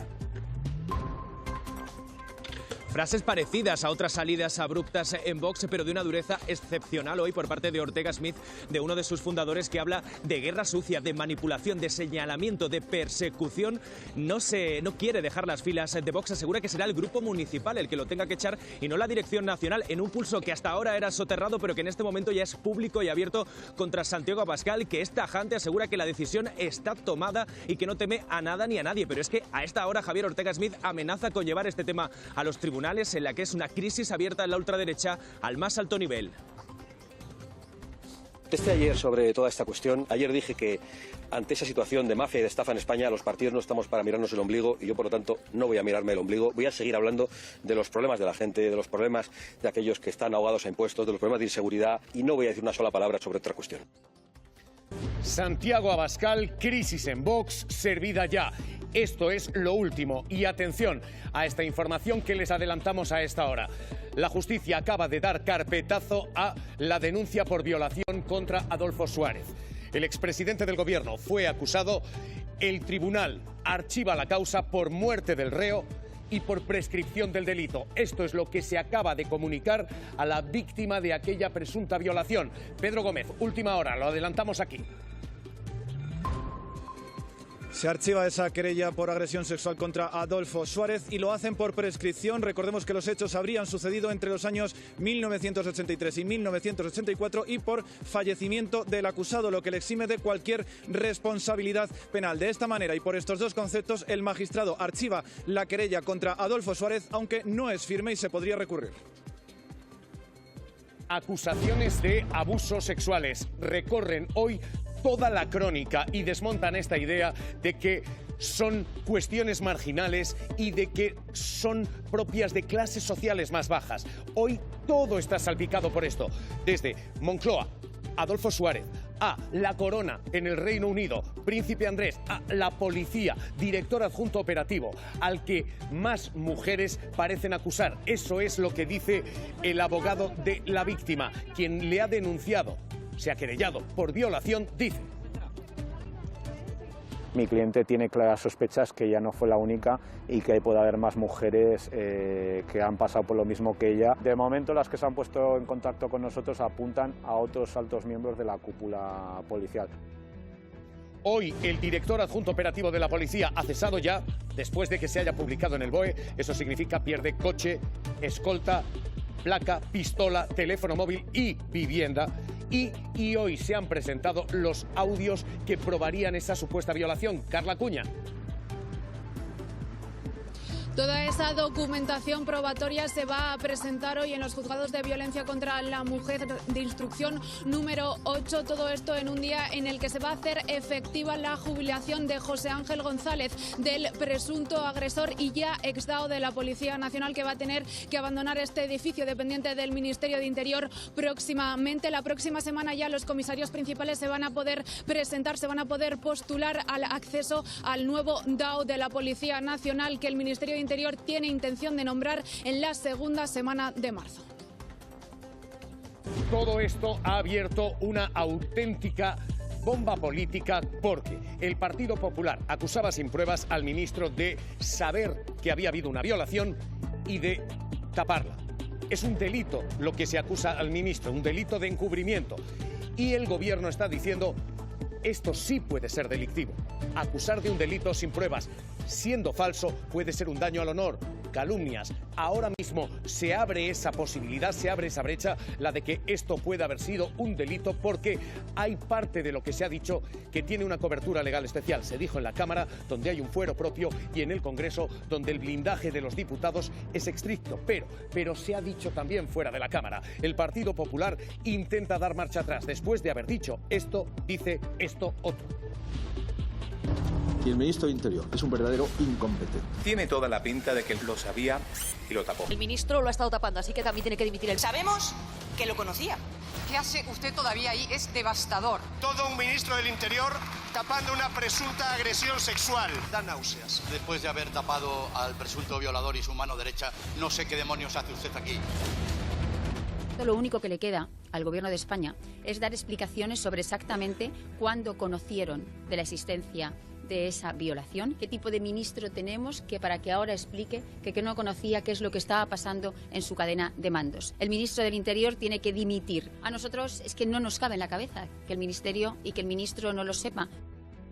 El Partido Popular ha pasado de decir lo sabía y lo encubrió a decir hay que aclarar si lo sabía. Esto puede ser, insisto, un boomerang legal porque hoy el gobierno está diciendo esto es una calumnia. Esa es la frase, la palabra y el término que utilizan. Cristina Cañedo. Sí, el enfado es monumental a pesar de ese paso atrás del Partido Popular. Aquí lamentan que el PP siga esa estrategia de antipolítica, esparciendo mentiras a sabiendas de que no son verdad, especulando sobre si el ministro lo sabía antes o no. Lo niegan categóricamente, insisten en que es el PP el que mantiene en sus filas a personas señaladas por acoso sexual y aquí vuelven a cerrar filas con la gestión de Marlaska ante este terrible caso. Ninguna organización humana está libre de que en su seno haya comportamientos machistas, haya agresiones, haya acosos, haya cerdos machistas que acosan a las mujeres. Cuando afecta a un gobierno socialista o al Partido Socialista, en horas están fuera. Cuando afecta a otras organizaciones, como es el caso del Partido Popular, se protege al presunto agresor y se denigra a la víctima. Hoy el Ejecutivo intenta hacer un gesto, el de la cercanía con la víctima, y hoy Ana Redondo anuncia, ministra de Igualdad, reunión con la denunciante. Cañedo. Sí, ya le han trasladado a la víctima su predisposición a poder encontrarse y hablar con ella para aliviar, aunque sea temporalmente, su dolor. Dicen que nada de lo que ha ocurrido es ajeno al Ministerio de Igualdad, a ese ministerio que trabaja por las mujeres. Por eso, repiten, están abiertos a toda predisposición a cuando la mujer, la víctima, quiera reunirse, pueda hablar con el ministerio. ¿Tiene intención usted de llamar a la víctima, de ponerse en contacto? Se han puesto en contacto, creo recordar, y desde luego sí, estamos a su disposición. Estamos permanentemente abiertas a cualquier reunión, a acudir a cualquier escucha que pueda aliviar, aunque sea momentáneamente, a las víctimas. Las denuncias de acoso y de abuso recorren toda la actualidad política, hoy además con otra rectificación y otro zigzag incomprensible. Hoy, denuncia en Móstoles de acoso sexual al alcalde. El Partido Popular hoy anuncia que va a hacer público el expediente para que quede claro cómo ha actuado, para rectificar inmediatamente después, para decir que no lo va a hacer público minutos después de que haya anunciado esto. Hoy el PP dice vamos a mostrar nuestra transparencia, pero después niega la publicación de ese informe. ¿Qué es lo que ha ocurrido, Marta Ita? Pues eso es, Javier, el Partido Popular se desdice y aseguran que no van a aportar ese expediente pocas horas después de haber anunciado, de haber prometido que iban a hacerlo público para demostrar que la denuncia contra el alcalde de Móstoles era por acoso laboral y no sexual. Al poco tiempo han corregido al vicesecretario de Igualdad y aseguran que no van a hacer público el expediente porque es confidencial. Pese a todo, siguen respaldando, siguen apoyando al alcalde de Móstoles. Ya les decimos que hoy todas estas denuncias demuestran que hay un problema y que no es de marginalidad, es de abuso de poder, es de machismo y es de abusos sexuales, porque esto va desde el último ayuntamiento hasta la policía, la antigua Moncloa o la más alta corona. Este es el caso de el príncipe Andrés, detenido durante 11 horas. Así salía de comisaría después de haber sido implicado en la red de Epstein de tráfico de mujeres y después de haber sido acusado de filtrar documentos al propio Epstein para que no le descubrieran. Lo que tenemos es un escándalo histórico porque no se había detenido a un miembro de la Casa Real desde el siglo XVII, desde 1685. El príncipe Andrés acusado, la corona en apuros. Todo esto es lo último y a esta hora la bomba política ha explotado dentro de Vox, donde la formación se rompe en liderazgos. Ortega Smith, uno de sus fundadores, desafía a Santiago Abascal. Lo ha hecho mostrando dolor personal, diciendo que hay difamaciones, guerras sucias. Escúchenlo, véanlo, en ocasiones al borde de la lágrima. ¿Cómo son capaces algunos de llevar esta estrategia de persecución, de intento de silenciamiento, de apartamiento, de expulsión, de cese en estos momentos? No voy a tolerar de ninguna manera esa asquerosa y repugnante guerra sucia que consiste en estar filtrando a los medios de comunicación y algunos que pierdan toda esperanza, que Ortega va a bajar la cabeza, que Ortega se va a callar, que no me merezco lo que estoy sufriendo y lo que están sufriendo mis compañeros. Y por eso, por justicia, voy a pelear dentro del partido con los recursos que permiten nuestros estatutos. Voy a recurrir lo que tenga que recurrir y si tengo que llegar a la jurisdicción ordinaria, llegaré a la jurisdicción ordinaria. Asquerosa y repugnante guerra sucia, Santaolalla, Prieto. Ver a Ortega Smith en esta historia de sufrimiento me recuerda a la historia que jamás emocionó a nadie. Pero después de estas lágrimas de facha que hemos tenido esta mañana, son unas lágrimas que lo único que traducen la realidad es que son lágrimas de chiringuito, lágrimas de pasta, que esto va de pasta, que va de pasta donde podías ganar antes 100.000 y ahora a lo mejor te recortan y ganas la mitad. Que destape, que hable y que denuncie, como todos los de Vox, que cada vez que han sido cesados o expulsados han hablado de tramas de corrupción, han hablado de falta de transparencia y han hablado de que las cuentas no cuadran. Ese es el miedo de Abascal y ese es el siguiente paso de Ortega Smith. Yo aquí veo tres aspectos. Como decía Mariano, sí que está habiendo un relevo, no sé si generacional, pero sí que ideológico en Vox y está culminando con la salida de Ortega Smith, porque a la ultraderecha mundial eligen en cada sitio lo que funciona y en España funciona el falangismo. Y dentro de las derechas, quiero decir, de las ultraderechas, lo que funciona es ese mensaje. Vaya corte me van a hacer. Pero ¿tú crees de verdad que esto es un relevo generacional o que esto es una purga, como estaba diciendo? Yo creo que es una purga porque han tomado el poder los falangistas dentro de Vox. Luego está el asunto estratégico. El aquí mando yo de Santiago Abascal. Claro, es que eso funciona en ese mensaje. El ordeno y mando, el machirulo, claro que les funciona. La pasta, eso lo dicen solo cuando se van, fijaos. Mientras no dicen nada. Claro. Bueno, a mí yo tengo que discrepar de Sara Santaolalla. A mí sí me emociona. Porque yo creo que allá donde un buen español sufre, hay que estar y hay que acompañarlo en el sufrimiento. Y vuelvo a insistir, estuvo a punto de recuperar Gibraltar él solo. Se lo debemos. Se lo debemos, no lo acompañamos. Vuelvo a insistir en mi idea original. Esto se resuelve con un duelo a lanzallamas o como motosierra en el Retiro al amanecer. Dicho esto, a mí me parece que efectivamente esto es una purga de manual de un partido político que está en crecimiento, donde la gente pelea por hacerse sitio, por estar cerca del líder, por ocupar esa posición y controlar los recursos. Está pasando en Vox, esto es un síntoma del crecimiento de Vox como organización, aunque no lo parezca. Y Ortega Smith se ha visto desplazado y cuando se ha visto desplazado, entonces ha visto la luz, ha visto que su partido difama, ha visto que su partido juega con las fake news, juega con los bulos y que hay cosas raras en la Fundación Disenso, pero solo cuando le han amenazado cuando empieza a quedarse sin sitio dentro del Hay un partido que hasta ahora ha estado sudando la camiseta con el avance de la ultraderecha y era el partido a la derecha, el PP, que hoy coge las palomitas, se sienta a ver el espectáculo y lo disfruta así. Almeida, alcalde de Madrid. El que tiene un problema con el grupo municipal es Vox. Hay una aceptación tácita por parte de todos los concejales de Vox de que Javier Ortega tiene que seguir siendo el portavoz. El lío lo tiene Vox y no lo tiene el Ayuntamiento de Madrid. Vox, como partido, no puede pretender que sea el Ayuntamiento de Madrid el que decida quién es su portavoz. El alcalde dice que se maten y que me digan ellos quién es el ganador. Luis Arroyo, ¿qué tenemos aquí? ¿Guerra civil en Vox?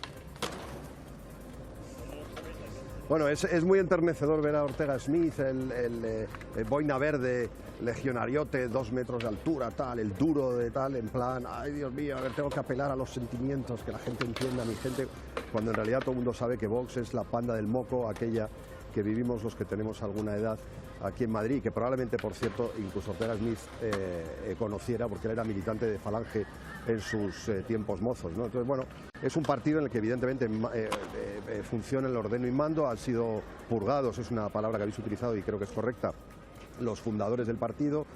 Fue purgado Espinosa de los Monteros, fue purgada Olona, fue purgada Rocío Monasterio, ahora Ortega Smith, y bueno, pues efectivamente estamos todos observando cómo esta guerra de pandilleros se resuelve, ¿no? Pero al final se va a resolver por las santas narices de Santiago Abascal, porque es como funciona un partido neofascista. Si estás en un partido neofascista, pues me imagino que lo que regirán son normas neofascistas, y a eso es a lo que Ortega Smith debería haberse atenido desde el comienzo. Hoy hemos oído a Santiago Abascal.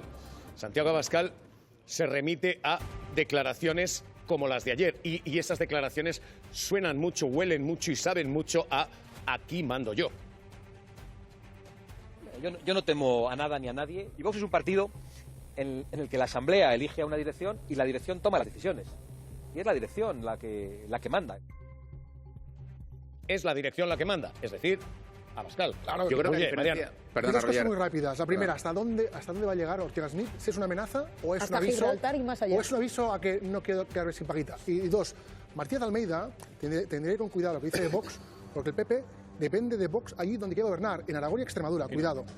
Bueno, en el caso de Martínez Almeida no en las últimas elecciones, pero bueno, veremos las que vienen. Yo creo que a diferencia de otras crisis en otros partidos políticos, en fin, la metáfora de la guerra civil sí cogía un poco por el sentido de que está perimetrada en Ortega Smith. No hay críticos, o dicho de otra manera, los críticos están ya fuera. Iván Espinosa de Monteros habéis puesto antes a varios, ¿no? García Gallardo, es decir, el sector crítico está, por seguir con la metáfora bélica, desarmado. Por lo tanto, eso puede que no tenga una afectación en la vida del partido. Pero Gallardo no era por crítico, era por vago. Que García Gallardo no era por crítico, era por vago, porque era el vicepresidente de Castilla y León, una tierra en la que se puso un sueldo de 100.000 euros y no iba, se iba ahí con el casco. Pero yo estaba tratando de explicar que a diferencia de otros partidos políticos donde hay crisis con un sector crítico que tiene poder, que está en los cargos públicos y demás, aquí el sector crítico está completamente desarmado, salvo Ortega Smith, al que le queda evidentemente su puesto de diputado y de concejal, pero por un año. Por lo tanto, en ese sentido, yo no preveo que haya lo que se conoce como una crisis interna. Pero tiene una patria más grande, Ortega Smith, que es el cariño de todos los españoles. Losada. Estamos con él. Frío. Arroyo, Iván Espinosa de los Monteros, Olona, Gallardo, Idoia Rivas. Tenemos Arroyo, tenemos una limpia, hay una tala. Sí. Es evidente que hay una tala, los fundadores están todos fuera ya. Ya ha pasado en otros partidos que iban de renovadores y de nuevos y tal. Al final los viejos partidos con sus viejas estructuras parecen funcionar mejor. Pero tengo que hacer una aclaración, parece ser, según nos cuenta Almeida y según se conoce por aquí, por Madrid, el grupo parlamentario, el grupo municipal de Vox está con Ortega Smith. De modo que sí puede haber, no sé si una guerra civil es demasiado, pero desde luego sí parece que va más allá del propio Ortega Smith. Si Ortega Smith se atrinchera en el grupo municipal, a lo mejor con el apoyo de sus compañeros, a lo mejor tiene algo que hacer. Hay una segunda clave, esto es lo que está ocurriendo a la derecha. A la izquierda, mañana, gran acto para intentar aglutinar a las formaciones en torno a los grupos que antes hicieron Sumar. Mañana comparecen 4 de esos grupos, hay un gran acto y hay 2 cuestiones. ¿Qué va a pasar? 1, ideológicamente con Podemos. ¿Se puede o no integrar allí? 2, geográficamente con Cataluña, donde el liderazgo entre Esquerra y los Comuns está disputadísimo en territorios como Barcelona. ¿Quién concurre y quién no? Hemos hablado hoy con Iglesias. Ojalá que pueda haber acuerdos, y a veces los ha habido. Si el miedo no es el motor fundamental de la izquierda, sino la valentía y la osadía de enfrentar a la ultraderecha con marcos diferentes y con un proyecto nuevo, yo creo que todo es posible y que podemos ser optimistas. Arroyo, ¿tú eres optimista? ¿Unidad de la izquierda? Bueno, lo que pasa es que he oído al mismo tiempo unas declaraciones bastante críticas de Yone Belarra. Yo no sé hasta qué punto Podemos está dispuesto a ceder parte de su, en fin, de su saber hacer, de su estrategia a favor de otras siglas, de otras marcas, de otras personalidades. De todos modos, a mí me parece muy bien que durante todo este tiempo haya mucho show, lo digo en el mejor sentido, haya mucha exposición, que la gente exponga sus ideas, que haya el juego de las suyas musicales, o yo qué sé, Operación Triunfo. Me parece muy bien, me parece fantástico, lo digo de verdad, lo digo con ironía ya de viernes por la tarde, pero lo digo de verdad. Es decir, que haya ideas, que haya debates, que haya presentaciones, etcétera, hasta que llegue un momento en el que aparezca, y en esto tiene razón Rufián, aparezca una sola lista, si es posible, a la izquierda del PSOE, porque si no, es matemáticamente imposible que gobierne la izquierda en este momento en España. De modo que, bueno, está muy bien, pero hay un momento en el que hay que cortar el concurso. Luis Arroyo, que te cuides, un abrazo fuerte. Muchas gracias, buen fin de semana. Y mientras esta es la batalla identitaria a la derecha y a la izquierda, el Partido Socialista del Gobierno hoy lanza un mensaje de agenda social. Es otro ultimátum a los empresarios. Se ha hablado mucho de ciberoligarcas, se ha hablado de grandes cuestiones, pero el mensaje, Cristina Cañedo, el presidente del Gobierno, le dice a los grandes empresarios: suban sueldos ya. Sí, que se sienten a la mesa a negociar, porque considera Sánchez que es de justicia pedir desde el Gobierno a los empresarios, viendo sus márgenes y viendo sus beneficios, que ese reparto sea lo más justo posible. Por eso vuelve una vez más a animarles a que se sienten a esa mesa de negociación colectiva y que no solo suban los sueldos más bajos, que también lo hagan las rentas medias. Animamos de nuevo a la patronal a que se siente con los sindicatos en la mesa de la negociación colectiva para que no solamente el salario mínimo interprofesional, sino los salarios medios se puedan aumentar. Cuando uno ve la evolución de los beneficios empresariales y particularmente las cotizaciones que tienen y el rendimiento en bolsa, creo que es de justicia también reclamar desde el Gobierno de España que ese reparto de beneficios sea lo más justo posible. Losada. El beneficio no está siendo justo. Las empresas han vuelto a niveles de beneficio precrisis, los directivos han vuelto a niveles de salario precrisis y lo único que no ha vuelto a niveles precrisis son los sueldos y los salarios. Seguimos con un crecimiento puramente nominal de los salarios y eso es malo para los trabajadores, pero también es malo para las empresas, porque los trabajadores bien pagados, los salarios altos son los que permiten que una economía crezca y progrese. Es lo que sostiene un estado del bienestar y lo que permite sacar cosas al mercado, como por ejemplo vivienda de protección oficial. Salvo que sea para amigos y familiares. Alicante. Porque el escándalo sigue creciendo. La mujer del alcalde de Alicante está ingresando dinero por una VPO que adquirió en 2006, en la que nunca ha llegado a vivir, que está utilizando Alberto Herrera. Esto es lo que publica el diario, para especular. Comprado Sagrario Martínez esa vivienda en 2006 tras 15 años de matrimonio con Luis Barcara. Esa vivienda comprada con un crédito de 68.000 euros y que habría alquilado desde ese momento. La explicación que da el alcalde de Alicante, que se puede hacer porque en la promoción hay 12 viviendas destinadas al alquiler que se venden precisamente para eso, para que los terceros la compren y alquilen esos inmuebles a precio más bajo que el de mercado, por supuesto, protegido.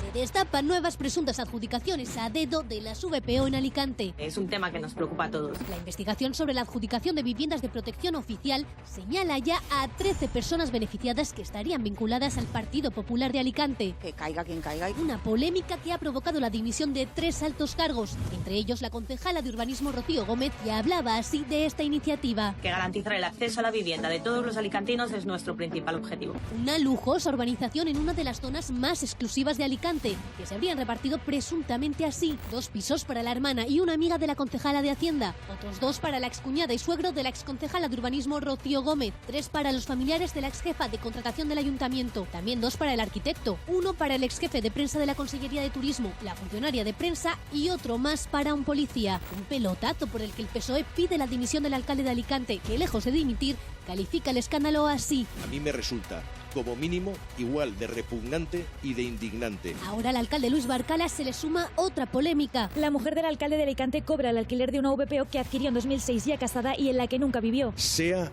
quien sea y caiga quien caiga. Pero los escándalos con las VPO podrían tener réplicas en otras provincias. El PSOE de Málaga ha pedido también que se investigue la adjudicación de las viviendas de protección oficial en la capital de la Costa del Sol. ¿Hasta dónde se han extendido las presuntas adjudicaciones a dedo de las VPO? Roger, Santaolalla. Increíble como el Partido Popular nos tendría que explicar el método para acceder a la vivienda pública. Es insólito, es increíble. Mientras en este país hay gente compartiendo piso con 4 personas con 50 años, si eres del Partido Popular y estás en el Ayuntamiento de Alicante, tienes para toda la familia y para todos los colegas pisos gratis. Deberían dimitir uno tras otro, el alcalde el primero. Bueno, un escándalo en el que efectivamente yo he sobremojado y evidentemente la vivienda de protección oficial no debe estar nunca dedicada a la especulación.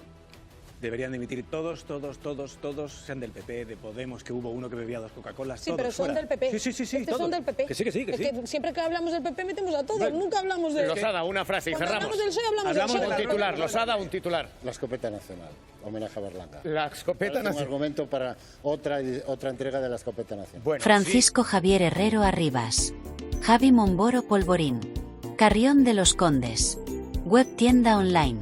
Momboro Moda Capricho. momboromodacapricho.com.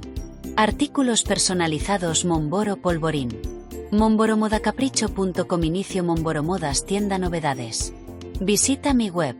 También catálogo en WhatsApp. +34 664 828 044. Atención personalizada a cada cliente. Sin sistemas ni robots. Teléfono y WhatsApp +34 688 776 781. Contacta conmigo sin ningún compromiso. Estaré encantado de atenderte. Muchas gracias. Francisco Javier Herrero Arribas. Javi Momboro Polvorin. Carrion de los Condes. Online store. Momboro Moda Capriccio. MomboroModaCapriccio.com. Personalized items Momboro Polvorin. MomboroModaCapriccio.com. Home Momboro Modas shop new arrivals. Visit my website. Catalog also available on WhatsApp. +34 6648 28044. Personalized attention for each customer. No automated systems or robots. Phone and WhatsApp +34 688776781. Contact me with no obligation. I'd be happy to assist you. Thank you very much. Servicios.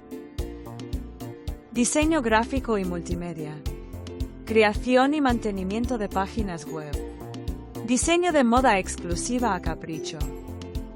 Clases de informática presencial y online. Logotipos, folletos, carteles, vídeos, publicidad. Retoque y reparación de fotografías. Edición y montajes de vídeos personalizados, eventos, cumpleaños. Carteles y vídeos, asociaciones, redes sociales.